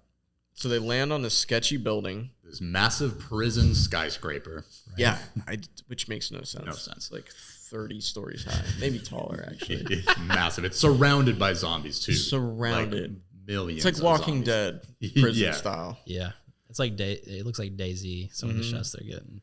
And so they've crash landed on a prison, and now they're like, okay, what do we do now? And this is where the movie just takes an hour of figuring out what it wants to do next. Because they're like, okay, so this is where the prison people are like, oh, Arcadia is not a city It's in a Alaska. ship. There's a boat in the bay right Gotta over get to here. the boat. We're trying to get to the boat, And but we Alice don't is know how to do like, it.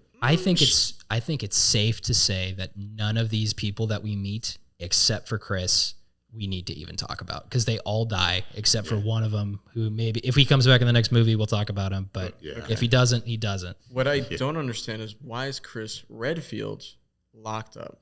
Right. This Also- is a major character from the games. Who knows? This is the first time he's introduced. In the series, yeah. In the series. In the movies. And he just appears in the prison cell, and all of the people, the survivors living in the prison, don't want to let him out. For no reason. For no reason. They were Although like, he "Is is he acting dangerous?" ridiculously sketch. Like, he just That's is doing because he's been in there for 18 months. I would be real upset too. Yeah, that's fair. You think I'd be chill with all these people just hanging out? I'm just saying, he's not saying, guys, let me the fuck out of here. He's doing He this. probably did that for years. He's doing this squinty-eyed, like, I'm fine. He's let me doing the outta weird, here. shifty, like, I mean, I yeah, might be It's the villain thing. Also, Yeah. I wanted to mention the guy they find in the prison is none other than the star of the show Prison Break. Like, talk about being typecast. Yeah. He's like, let me out. I'm- Alice is like, no, you let me out. How many movies did you do this? Oh my god. So yeah, after much ado, a random villain from one of the games shows up. He's This like was the worst. 8 foot tall This was the executioner worst. guy. He has very little reason to be in the games at all, but in the games, there's all kinds of stuff. So you're like, oh, cool. Yeah. There's a Yeah. giant guy with a huge And axe so- and a bag over his head. Yeah, so before we had the Nemesis, which was controlled. Right. And had also part of the story. part of the story and had a mission. You Yeah. know? And then there's the spiders, which control people. So, like, they do what Wesker wants. The executioner, Just random. no Random one monster. let him out. He's just cruising out LA and was like, I'm going into the prison. Right Yeah. now. I'm doing The time is now. Yeah. Massive dude with a 10-foot axe is just going for it. coming in. So there's a lot of... And they kill him. They kill, yeah. And They we'll had move a- on. They They had kill a him. really There's a lot bad of fighting. shower fight scene. Slow-mo, Slow-mo. shower. Clara's just wet. Yep. Lots of sliding. Executioner is wet. So much slow mo. It was like at one point, Executioner is just looking at Clara, and they're both looking at each other, and it takes them like 95 seconds to run at each other. It's just 3 shots, but it's all in slow-mo of two people looking at each other. The longest moment of my Yeah. life. And it was like, why? God. So they eventually work their way out of this building. Right. The zombies Yeah. have been digging tunnels. Also, like Shawshank Redemption, and they Then use there's them the to get out. parasite zombies. What do you call those with the opening mouths, Henry? Resident Evil 5 zombies, we'll call them. Yeah. So from the games, The head splitters. there are different zombies that have parasites, and these tentacles come out of their Yeah. mouths. Yeah. So for no reason at all in this movie, just some zombies have that. Just some. Just a Just few. some. Kind not of like all the them. game. Yeah. You know, some of them do. It's Right. very good. Yeah. It's very, very So good. they were like, That's very good. honestly, this might be the closest to the games in just. Well, I the games, guess, it makes sense. Yeah. Because, like, yeah, I Just- don't even want just- I don't know. They get to the coastline. They get in a boat that they find. Don't, Somehow don't found a question boat. it. Don't worry about it. Don't They worry came about out of a it. sewer. Okay. I'll calm down. They get to the boat. Wesker's there. It's a trap. Whatever. They fight Wesker. They fight him in a shot-for-shot remake of a cutscene from the games. Yes. And this was a terrible sequence from the game. Like, you don't play video games to watch long cinematic cutscenes. No. But So it they were like, actually let's was make better it even in a the game. higher budget. But worse. It was edited Much worse. worse. It was not as Yeah. good. Also, it's like there was actually emotional stakes in the game, which I am boggled to say To aloud. say that for RE5. But Wow. indeed, there was nothing going on in this fight. Three people who've never met each other. Then he trained his dogs, who Right. are They also bring the head dogs splitter dogs. back. Also, worst looking dogs we've seen to date. Because the they're CGI full suffers. CGI. Yeah. Full CGI. They lost look the real horrible. Dobermans. Kmart, as we said, did not say anything, but is throwing around shotguns to Alice and Clara. Well, they find that she's being mind controlled too. They set her free, and then she's like, and comes in at the last second to save our hero's bacon. Yeah. Yeah. It's I think it's just ridiculous there's so many that problems. the only character that they could have made important that they could think of was Kmart. She mattered. She meant nothing in the last movie. She really didn't. We haven't even described this movie. person. This is like a 16-year-old girl who looks like an Abercrombie and Fitch model. Yeah. And the she- reason we haven't described her is because she there's does- literally there's nothing to describe. But for It some is reason, just Alice a is girl. almost crying when she finds out Kmart is on that boat. This is She was like, "We need to save Kmart." this is not Why? this is not a main character. Why does Alice care? Also, why isn't in care? Let's okay. She never explained God it. damn. I think she did, actually. Well, her explanation was all the people I used to know are now gone. And So I I didn't decided, like my last name or my original yeah. name. So I decided for a new start. We're like, okay, continue. That's it. Okay. All right. So you pick Kmart. Well, at the end of this, Wesker is defeated, but he escapes. But there's a bomb on his ship. All right, he's going to blow up the bomb on the boat. He's doing his old tricks. He's like, I'm going to blow up the room Same scene, me. 10-second explosion timer. But somehow they've put the bomb on... Who put the bomb on his helicopter? Plane? I don't know. Unexplained. Doesn't matter. We should mention, there's 10, also 10 of them. 10 helicopters. Yes. He could choose any of them, but they happen to put the bomb on the right one. Maybe Kmart? Did Kmart do that? Kmart has The best part is you can tell they're surprised, or at least the actors are acting as if they're surprised he's escaped. And then they celebrate that they've put a bomb on his ship and it blows up. I think they're just happy also, it blew up. He activated the bomb. What if he didn't do it? He could have deactivated the bomb. There's 2 buttons on the remote he was holding. Listen, guys, Wesker has been removed from the picture, we think. We think for now. Well, you're right. That's all we know. Because they did just blow his head off and he revived. Right back. Yeah, no problem. Okay. At the end of this, I want to rid this from my brain and move on to the next one, I think. Okay. Is there anything we need to take from this movie into the next one? Like as far as plot-wise? Jill comes back, and she's mind-controlled too. Yeah, she's got the spider. Okay. Aragon did not pan out. Jill is back in the series. Back. Is that the same actress? It does not look like her. It is. Her hair is totally different. Are you serious? I'm sure it's the same actress. All right. Maybe I'm wrong. I pretty believe sure you. it's the same actress. Damn. So Paul's going to direct the last 2. Mm-hmm. He's coming back. Back in a big way. This was his debut back in, and it was the worst one yet for me. Okay. I can't believe you guys think the third one was worse than that. I was just more tossed about that one. I don't know how. I'm somewhere in between. This one was boringer. This one, if you really boil it down, the Tokyo, underground lab exploded. Yeah. They went onto a skyscraper prison building, and then they went onto a boat. You sound like me reviewing a movie. That's all that happened. Here's what I was. I agree entirely. Yeah, I agree entirely. Here's what I was thinking about: is them being stuck in a prison is exactly what happens in classic zombie movies like Dawn of the Dead. They're in a mall for the entire movie. Yeah. Day of the Dead, they're in this underground facility, and so I was like, why? Well, I mean, when they're trapped in there, there's interesting drama happening with the prisoners in the George Romero movies. Yeah. In this one, nothing interesting is happening. The problem is the plot isn't there. That's not where the plot is. The plot is the plot of the world is the not producer. There. These are random those people. Other random people and that superstar basketball player. They have, they had this internal struggle living in the prison together for so long. Yeah, they were trying to make that. The main drama. This is the fourth. This is the fourth movie, though. We can't be doing this. This isn't like an anthology thing. Like we have characters to play with. Let's stop introducing these people we don't fucking care about. Chris Redfield is arguably the most prominent. We can bring in character. We can bring in named characters. I'm fine with that. I don't want to meet all these random people that are going to die in 30 minutes. They're doing crazy stuff. Like what? Like nothing good. Like nothing good. Well, I think we should get into the fifth one while we still have some sanity remaining. Okay. Because this one's long, boys. Is it? 2 hours. This one's the longer one. And then the last one's kind of shorter. So on the shorter side. Traumatic. Let's go. Let's go.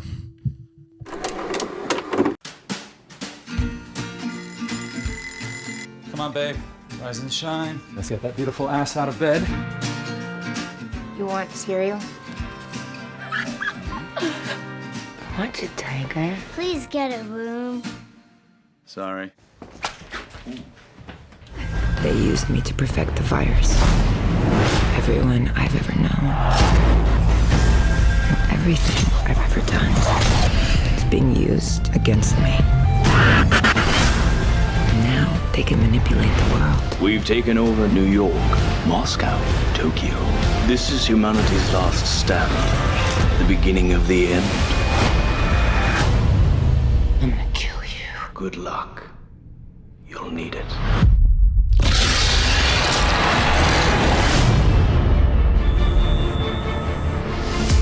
Umbrella's more powerful than ever. And we're the only ones who can stop them.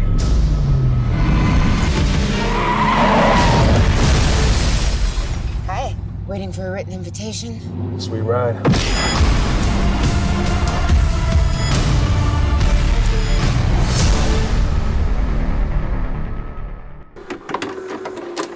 Well, 4 down, 1 to go. 5 down. You're right. Man. Wow, that's, I mean, better that than the other way around, I would say. Yeah. Wow, that was one of the most nonsense movies I've ever seen. Like halfway through, I was like, how could I describe this to someone who hasn't seen it? I feel like we never stopped saying what is happening this entire time. Constantly. Like, not a joke. Every 5 minutes, there would be something new that'd be like, wait, what? That makes no sense. To get this straight, the entire film took place in one facility. Underground facility in... I can't remember if they specified. We'll say Siberia. We'll say Siberia. Yeah. No, wait, I think they did specify because they said it was a Russian facility. So I think it is definitely Siberia. I think you're right. Okay. Oh yeah, they were saying they were hiding the nuclear subs. Yeah. During the Cold War there. I'm honestly baffled, like, how to even talk about this movie. Yeah. I'm going to give it a shot, but, like, it was ridiculous. It is so, like, it feels so slapped together. Like, like nothing is melding at all. It's just, like, scene. Yeah, it's all action. Yeah. Almost the entire movie's all action. I think the way we talked about it at the very beginning, we were like, this feels like we're watching video game cutscenes without playing the chunks of video game. Oh my God, the executioners. Yeah, they're just grabbing elements from the entirety of the rest of this series and kind of like copy pasting them into a 2-hour movie. I don't understand what happened here. Well, they introduced Ada and Leon and Barry in this film. Lots of video game characters, all just thrown out there. But to start everything, I guess they've captured Alice. Jill has her, and Umbrella is trying to extract information from Jill or from Alice. Jill is still under the control. Yeah, she's got a spider on her, the spider chest thing. And then it starts with Alice just going through some of the simulations they have, which they have New York City. Whoa. We need to. Henry's going to take us way back to the way beginning. I don't even remember what is before that. You're going through the whole suburban thing? No, I just want to give people context of... Okay. If we just start throwing simulations out there. This is why we have Henry to make sure we talk about stuff that actually makes sense. I think it'd be easiest just to say that, yes, Alice Mila Jovovich is under captivity with Umbrella again in a massive underwater facility that, for reasons that they kind of explain, but I don't want to get into, has 1 million simulation zones of famous cities. I guess we can do it like the quick version of the explanation, and it is not quick in the movie. Let's say that. It is convoluted bullshit. No, Wesker talks about it for like 10 minutes on screen. But the long and short of it is they built this facility to test the virus. Yeah. And to demonstrate it to people. Demonstrate it, sell it, and then they ended up selling it to Japan, China, US, and everyone used it against each other. Basically, that's why the world ended in the third one. Right. The third one is because they had sold the virus basically as a nuclear weapon to all of these different countries. That's why the world ended in this universe. But continue, Henry. Thank you. So what this means? Mila Jovovich is getting broken out by Wesker, her old enemy, because the Red Queen, the computer villain from the first movie, is back. And so they're sending a team of old friends and old, name characters from the video games and some new ones and some new people will die immediately. Some people are going down to save her in this facility. So we're in a facility, but a facility that has a Moscow simulation zone and a New York simulation zone. So as they're trying to escape this haunted facility, it's also like an international movie. Yeah. Because they have to run through the American suburbs, New York City streets, and Moscow. Did y'all have like a favorite thing you saw in this weird montage of running through? Because I think we can just call it that. It is a montage of escaping through set pieces we've already seen. The zombie soldiers, KGB. Zombie KGB soldiers shooting of Moscow. AK-47. I gotta say, I agree. And then the one guy comes out with a chainsaw, which they let come into the storefront. Yeah. They've had hours to kill him. Right. He's stumbling Comes in. in. He's stumbling in. He's pulling the cord to start the chainsaw. And the one guy with the ponytail who came in with the squad with Barry and Leon. Actually, I just want to throw out, he did not come in with the squad. He randomly he appeared yeah. later so in the movie. 4 people come in. They needed it's Barry, someone to kill Leon, him, let's see. 2 other dudes. Yeah. 2 scenes later, that 5th dude is just there. 3 scenes later, he's not there. Then we get to the KGB scene. He's back. And dead. And dead. Gets chainsawed. When to this death. happens, I'm like, wait a minute. Who the fuck is that character? And Andrew's like, oh no, he's been there. And I'm like, but when? And I was like, well, he was He's there been in and out. for one in the scene, not in the beginning, but he's back now. I think either the KGB, like running from the zombies with guns, the KGB guys. Yeah. Or I didn't mind like the huge liquor. I thought the huge liquor was kind of all right. I don't know. It's whatever. It's okay. I didn't like CGI how, was better than the other movies that we've seen for the liquor, but so at first I thought Alice killed the liquor by shooting in the head at that one scene. Yeah. But it just went to sleep for a little bit. Oh yeah, that was what prompted me to say that like there's yes. no consistency to Yeah. what kills monsters in this series. Henry had a great fight. Yeah. Oh, the It was like- executioners. yeah, they'll be shooting like 20 shotgun shells into a guy's face, and he just keeps taking it until randomly they deem the fight is over, and then they go down. And you're like, Yeah, and what then was the deciding factor? Alice is like, You're I'm going to entirely shoot correct. another roll of quarters, and his head exploded. Right, she has shotguns, sawn-off shotguns, loaded with quarters. She never reloads once in this entire Never reloads, series. and she shoots it like 10 times a movie, and she's shooting like 50 quarters at a time. The range on this quarter blunderbuss is insane. It is. It's also she shot a helicopter down. She's carrying around not hundreds of rolls of quarters. This is accurate. she kind of did. Though. No, she did. This is accurate. That's what I was trying to say. Wow.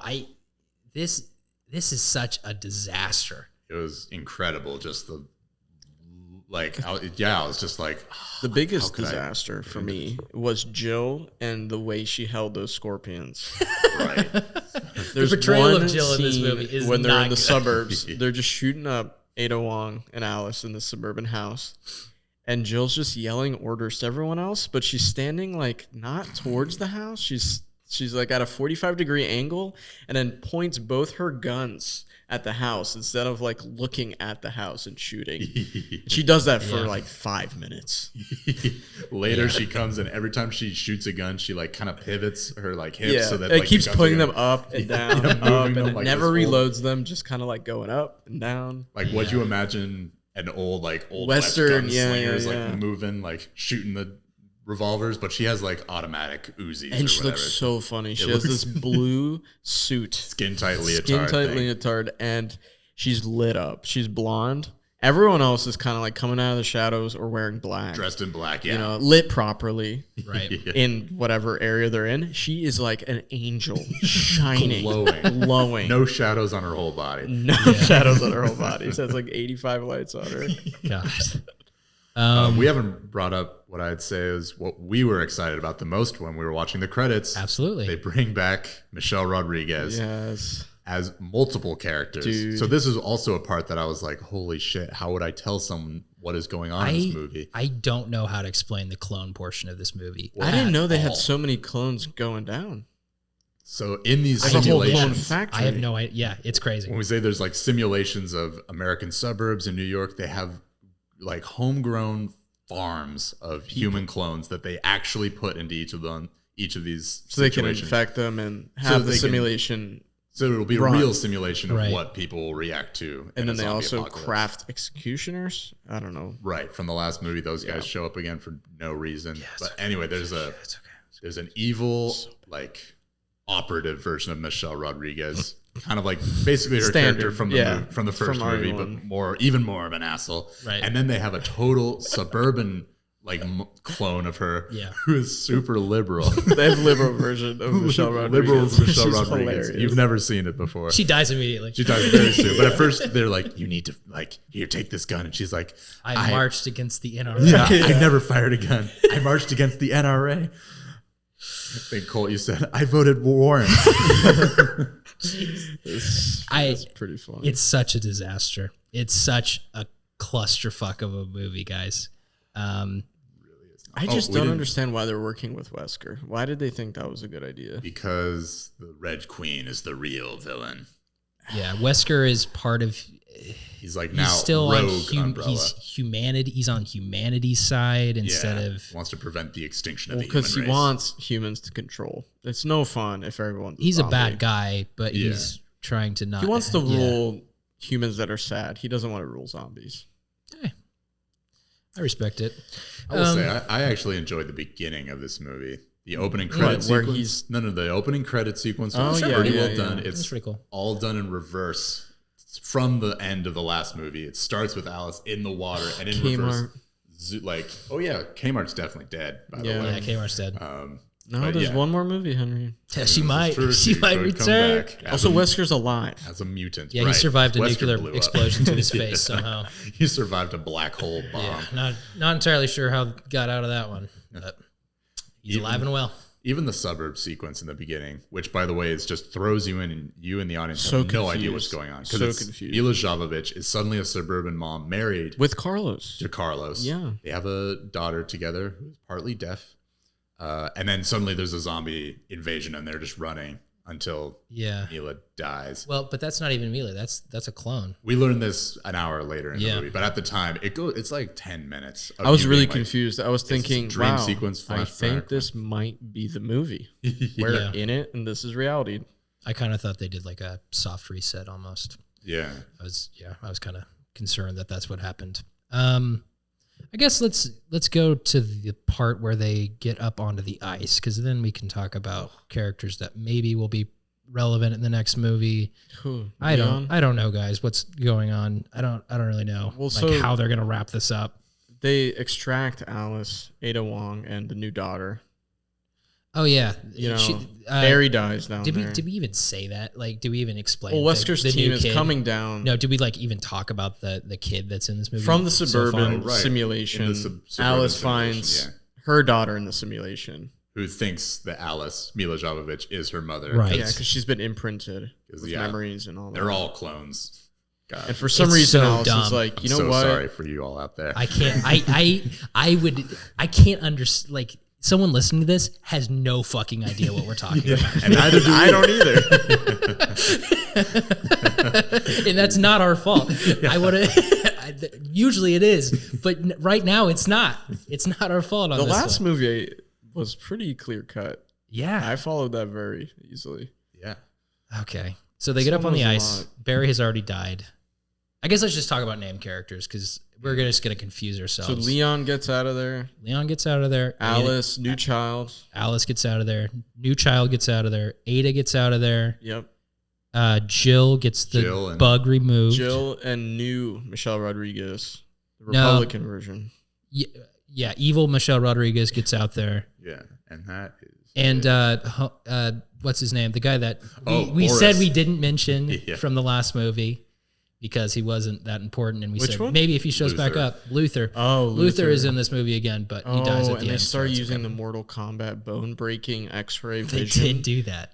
This is Michelle Rodriguez is beating the shit out of two huge dudes, and as she's slowly taking this one guy out, it zooms into his bones and goes into X-ray vision to show him being broken. Yeah, she first cracks his arm, then cracks both his ribs, and his heart stops. And Luther is dead. R.I.P. Luther. He was a love interest to those who were not. Yeah, following. Alice we were barely was following, sad, but visibly very sad. He was a handsome man. Yeah, he played one of the agents in Agents of S.H.I.E.L.D. Yeah, if anybody's watched that terrible Marvel TV show. Ka-chow. Not sure if I'm saying his name right, but he was solid. Yeah, he's a good actor. And he's gone. Anyways, there's this epic battle between Jill and Alice, which actually sucked. Hand-to-hand combat with swords. Yeah, one of those really long Matrix ripoff. You know the thing you love from Resident Evil, the hand-to-hand combat. Yeah, and right before Alice is going to be killed by Jill, she takes off the spider. It takes 2 seconds. 2 seconds. She's being choked out for about a minute. Correct. And then she just reaches down before Jill puts her head into some spinning blades. That's correct. From a ship. And pulls off the mind and control. It just shuts her down. And then Jill is just on Alice's team immediately. Usually when you take the spider off, you have memory loss. You're not talking. Not Jill. You're confused. Jill was like, yo, Alice, here's a gun. Jill was like the leader of the bad guys for the last two movies. Literally led the entire KGB army. Yeah. So the final shot of this movie, once they escape, they kill. They drop Michelle Rodriguez. They're on the ice. Underwater. If for some reason there's just thousands of dead KGB bodies under the ice. Yes. Zombies. So Yes. Alice, since they can't kill Michelle Rodriguez, she has the plague. She has plot armor. That's okay. Yeah, pretty much. She's a mutant now. She's a super mutant. They shoot the ice out from under her, and then the zombies basically, I guess, hold her underwater and eat her for life. She's never gonna die. She was able to regenerate bullets Headshots. right out of her body. Yeah. So right now she is 100% She's able dropping to bullets out of her regenerate fingers. bites. She's just kind of chilling down there, you know. She's chilling forever. Yeah. Right, the final shot. They get into a helicopter. They go to the White House. Wesker is now the president of the United States. Sorry, guys. They're fighting. And there's a war going on. We can't really see, but there's clearly a battle happening. I was asking, like, who's battling who? Well, we find out as we go to the top of the White House, our 5 remaining heroes, Jill, Ada, Wesker, Leon, Daughter, and Alice. That's it. Daughter was not part of the final shot. But these 5 stand on top of the White House, and we pull back, and everything else has gone to shit. The White House is the last stand of humanity. And there are guns blasting. There are dragons in the sky. There are huge lickers crawling up the walls. There's helicopters getting torn out of the sky. There's just no way they're going to be able to sustain this. It's like Lord of the Rings combined with Resident Evil level, like army of darkness. 2 towers. Probably. And we have exactly an hour and 30 minutes left to resolve this. I hope we go right back to the White House. I think we will. Every movie really picked up right off where the last one. I want this to be a full war. I want this to be only action for an hour and a half. I don't want any bullshit with this clone child that was introduced. Well, we blew up the clone facility. Well, the child is still around. You're right. Listen, I don't want any love interests in this. I don't give a fuck. After everyone's dead, you know who's going to crawl out of the ice water and regenerate? Republican Michelle Rodriguez. That's right. That's right. After everything's resolved, 30 years later, she's going to catch a break. She's going to walk out of the sea. Fully regenerated. Full of rage. She's going to kill everyone. Say, I'm a libertarian. And start sprinting towards the White House. All right. Well, you guys ready for this last one? Yeah. I'm actually very excited to see what's going on. I'm still having fun. I'm still having fun. Let's finish it out, boys. Alice. What do you want from me? Humanity will cease to exist unless you return to the hive. I don't trust you. Behind you. Everything's led to this. What are we gonna do? We're gonna kill every last one of them. The prodigal daughter returns.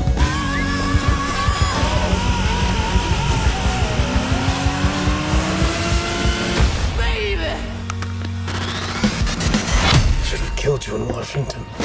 Yeah, big mistake.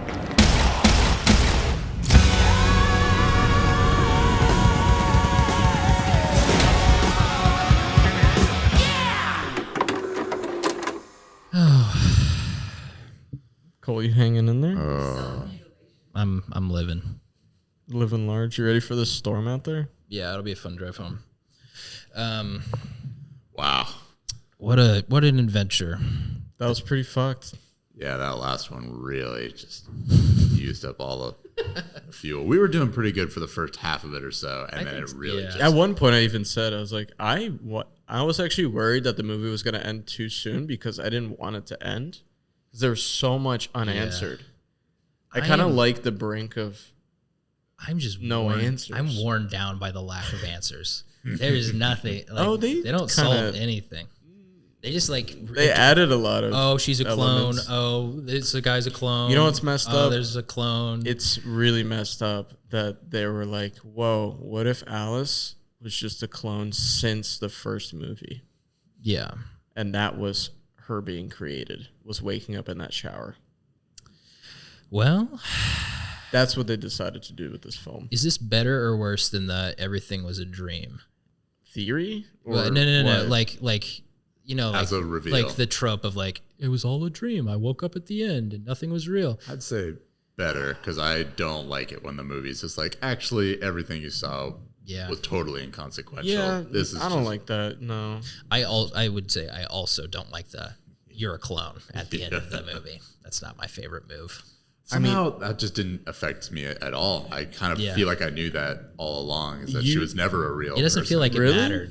I don't think she was ever. I never felt like she was a real person with a real life. I don't think I thought that, but like I don't think it matters like if she's a clone or not. I just thought it was Resident Evil being Resident Evil, not going into her, childhood or backstory. Sure, why give her more? They don't give anybody else a backstory. Character development. The people that they do, they kill off or like don't bring back for the next movie. So yeah, Chris Redfield, by the way, gone. No explanation. Yeah, clone daughter that was probably the only character that she had so much emotion for. Yeah. Gone. No explanation. Big part of the last movie.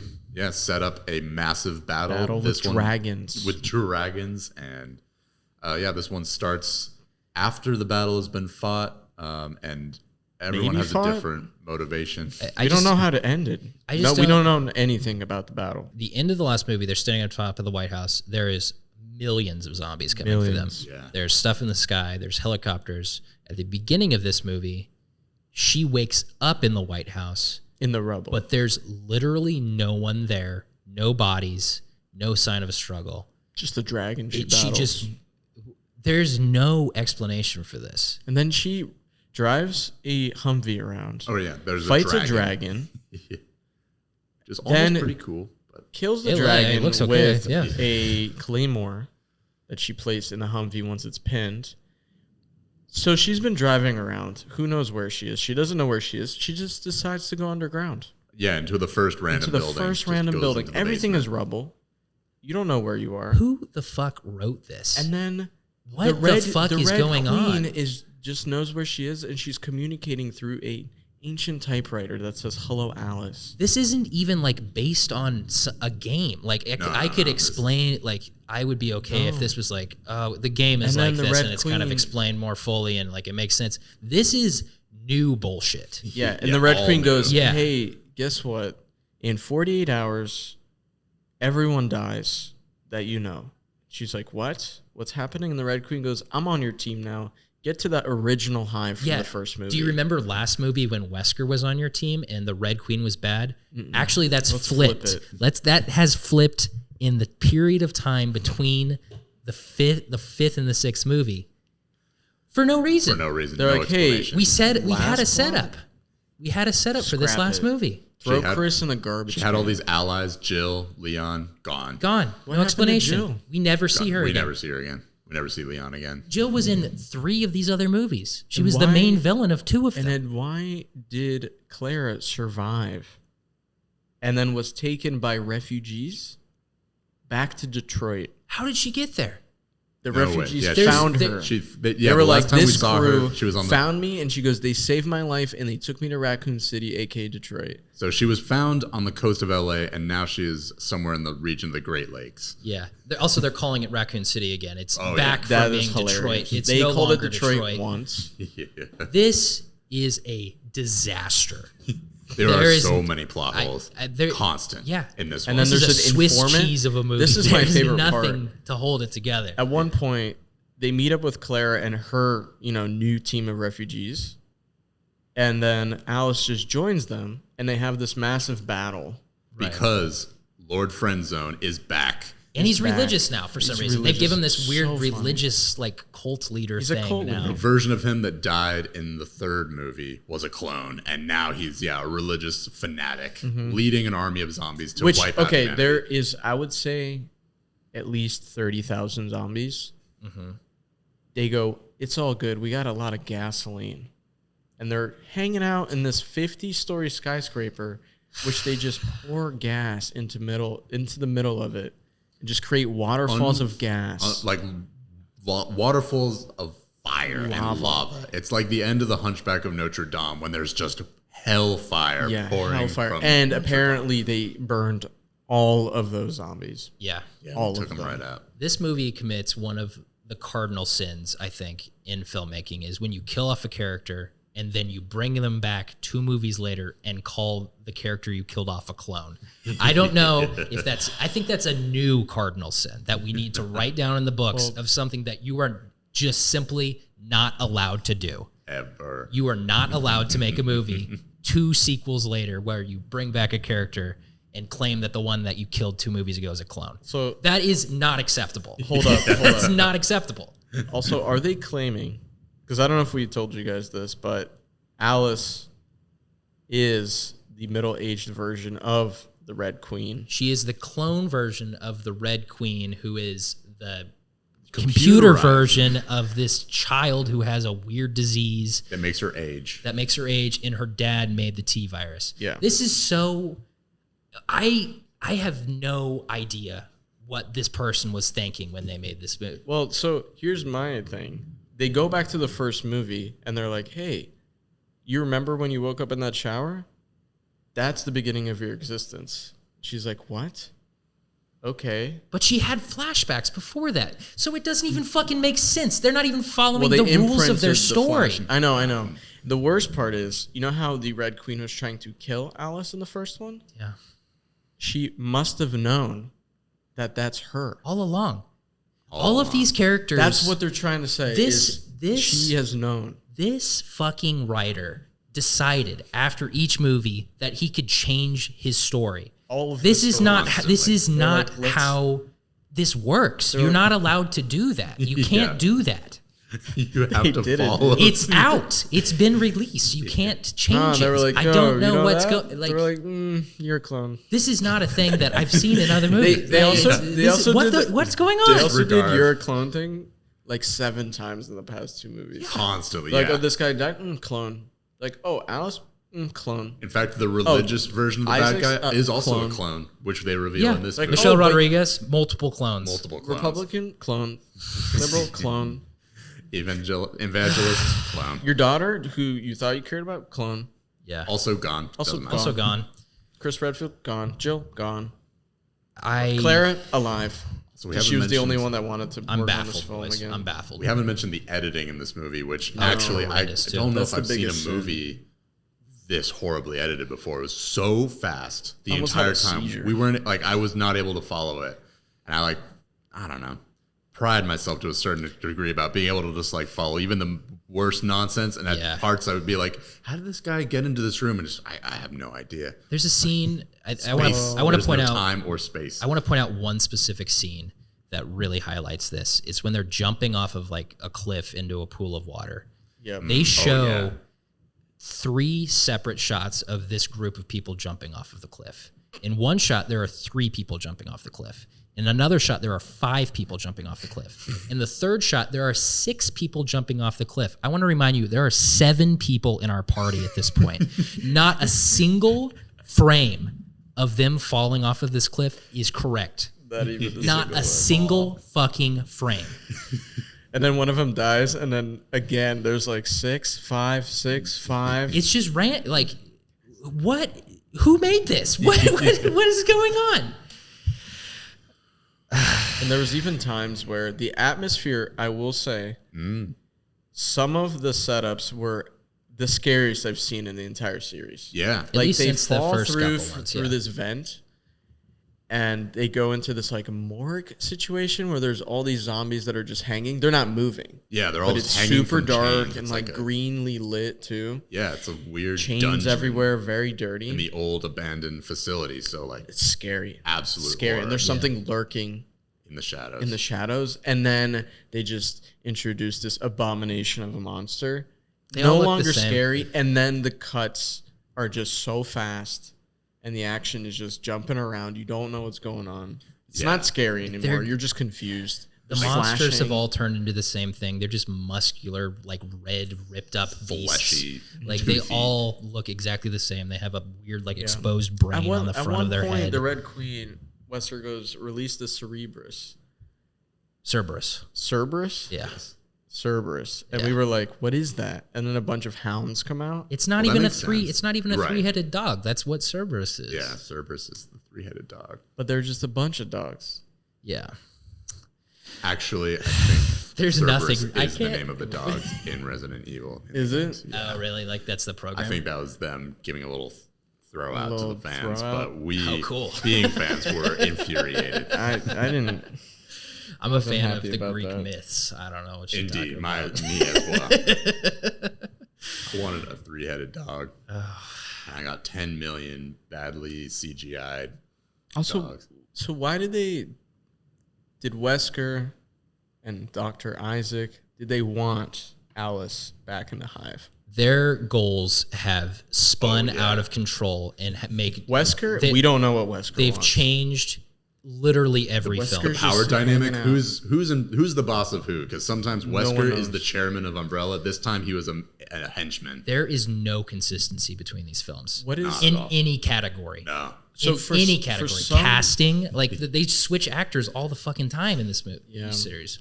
They also all the rich people are in cryogenic states, right? Yeah, and they're waiting out for everyone. Of Umbrella. Yeah, of Umbrella. There's frozen like, themselves. Is there like 2,000 of them, something like that? Yeah, and they're waiting for the T virus to finally, kill everyone in the world. Then they're going to neutralize the T virus, and then they're going to start over. Because that's their plan. Because now in this movie alone, the bad guy is a super religious evangelist, and he's like, "We're going to recreate the biblical flood, reset the world, and start anew." But he's a clone. He doesn't know that. So what is Doctor the real one? Isaacs? That was his explanation. Okay. Oh, so the clone of him is just like I know, but why would you want that? I don't know, man. Why would you want it? Well, according to them, they're generically evil. According to them, global warming was going to flood 90% of the world in 80 years. Which makes no sense. Which is also nonsense. Coming from someone who believes in global warming is obviously real. Obviously a problem. But it's not going to take out 90% of the landmass. That's just not true. It's not going to gain 20,000 feet of sea level elevation. That's what? Globally. Okay. I feel like we've kind of ramshackled our way through the plot here, I think. I guess at the end they release the antidote and all the zombies die. Immediately crumble. The whole thing is she's got to drop, release the antivirus. It was like Lord of the Rings. Yeah. When the ring was thrown in. Exactly like that. Like a shockwave of just suddenly all the orcs just vanish. Yeah. Yeah. And Alice thought she was going to die because she also was infected with the T virus. And they're like, yo, just kidding. She was fooled. This was incredible. For some reason, for some weird, bizarre reason. You think she's dead. She has fallen to the ground. She is lying dead. And then suddenly she opens her eyes and Claire's like, "Alice, you're alive." And Alex is like, "Why am I not dead? Why am I not dead?" And Claire just says, "I don't know. I don't know." And then she's like, "Look at the hologram of you as a child." And then the child's like, we just want to make sure you were willing to die for everyone else. Why? Again, the religious symbolism. You are the real Jesus. So if in the end the Red Queen was actually good and it is Alice, well, she allowed she's not over good. 99.99% of the world to die. Yeah. And took 10 years. Before this could stop. Span of time. The person that Alice is cloned after is a piece of shit. Like this kid, this daughter that's in the weird aging thing. Yeah. Also a piece of shit. Allowed the world to fall apart. Yeah. Fully. And then at the end was owns half of the company, has power, did not enforce also, anything. why is she still talking corporate politics? Yeah, when this is the climax. Everyone is dead except the rich people. Yeah. And they're still bickering about who's in charge. What the fuck is happening? What are you in charge of, Ash? We've been fighting dragons and legions of zombies, and these people are like, "I have a 50% share." What does that matter? Stock what interest. does that You're mean? like, there's no stocks anymore. The stock market is nothing. Demolished. It doesn't exist. It doesn't exist. Do those rich people know how to cook? Does any of them know how to even create the internet again? What are they gonna do? What are they gonna do? They're gonna get out and go, "Cool, we run the world." Yeah. Are they gonna go back to farming? Tribal. What is this? Well, and then they have the Terminator, fucking Sarah Connor monologue explaining I am Alice riding a motorcycle into the sunset. There are still dragons in the world. This was fucked up. So why aren't they dead? It's in the air. I know. The antivirus was supposed to eliminate everything, right? With the T virus. With the T virus. So what are those dragons? Just dragons? Why didn't they just... They should have shown them falling out of the sky. That would have been at least made sense. They're still cruising. Also, who's left? They blew up all the rich people, right? Literally, there's less than 2,000 humans on the planet who's left? remaining. A hologram that's portable. Still works with no satellites left in the world. That's good. There's Alice. There's Clara. Cool. Well, that's it. I hope they don't... No one else is left. Starve to death. I don't like... No one's... The only person that ate was Dr. Isaac. He ate a bag of nuts in this film. That's it. This is true. I hate this. I hate it. He drank. I like these movies and now I hate them.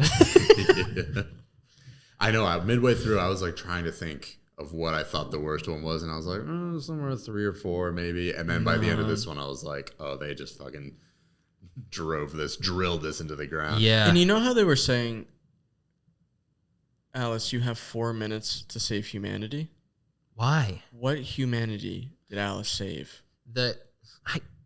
I'm not going to try to explain it. It's not worth doing, to be completely honest. But I think there was some contrived bullshit with like Red Queen was... They have to deal with dragons now? No, Red Queen was commanding the zombies because she was told to by the Umbrella Corporation, and that was her prime directive, but she didn't like it. So she wanted to sabotage She was doing the long con. Why didn't we do... The Red Queen was doing a long con and decided to. No one should watch this movie. Yeah, the final chapter should be. No one should watch the last 3. Yeah, agreed. Watch the first 3, and really then just the first 4 2 was really bad. I think the third is in some ways got stuff going on. What, the desert? It was watchable, but it wasn't fun. What did you like about the third one, Colt? Name one thing. What did I like about the third one? Birds. You like them? Kmart. I like Kmart. There were some memes that came out of the third one for sure. Yeah, Kmart was pretty cool. I don't know. Maybe I'm thinking the fourth one was the fourth one? The prison one. Oh, that one fucking sucks. Yeah, Never mind. Never mind. Maybe just watch the first 2. Yeah. Maybe just watch the first 2. But you know what? I will tell you, I do feel pretty good after 6 movies. Yeah. I feel better than after 3 Cars movies. For Absolutely. Sure. Easily. Yeah. After 2 Cars movies. I think so. I was tired for about a week. Yeah. And I said, I don't think I'm ever going to recover. Yeah. Cars 2 will do it to you. Yeah. But this was a pretty cool series. I still love Resident Evil. Yeah. I will not be rewatching the majority of these. 3. The games are so much better than the movies. Probably 2 to 6. Yeah. I'm only ever going to rewatch the first one. Dang. I would rewatch the first 2, I think. Yeah. And like Why? if one of the... Why? I like the first... I thought the first 2 were pretty good. I liked the first 2. Like back to back. Yeah. I was super positive on the first 2. I wouldn't rewatch the second one standalone. Just like on a whim. Sure, yeah. I think the first 2 work pretty well together. It's pretty cool. Yeah. Henry, would you rewatch any of these? I would definitely rewatch the first 2. Okay. Whenever the mood for like B-movie schlock came around. The first one, along, you're like, even the music was still the best in the first one. Yeah. It really does go downhill. You know, the atmosphere was almost good in the last one, but then they just ruined it with the editing and just shitty monsters, plot holes and plot twists. It's hard to make a good movie, but it's not that hard. It's also hard to make something this bad. Yeah. Yeah. Like most people just have a natural gut reaction of like, oh, we can't do that. And this man does not have it. They're like, this is not okay. This is very evidently bad. Like, I don't know how this was released. What do you think this got around? Oh, this last one had like 30-something%. Gosh. It got more than 4 or 5. This always happens on the last movie of the series, though. Why? Rotten Tomatoes is, I think, useless. Garbage most of the time. Yeah. But especially on the last movie of a series because people come and flock to it. I mean, like the last Twilight movie we watched, wasn't that like a 50% approval rating on Rotten Tomatoes or something? I mean, it was one of the better ones of the series, but indeed it was shite. Not saying a ton. I might have to go to just all. What are we researching right now? I just want to know what was rated the lowest. Oh, sweet. The highest. Cool. How many hours did we do? Was this 12 hours of films?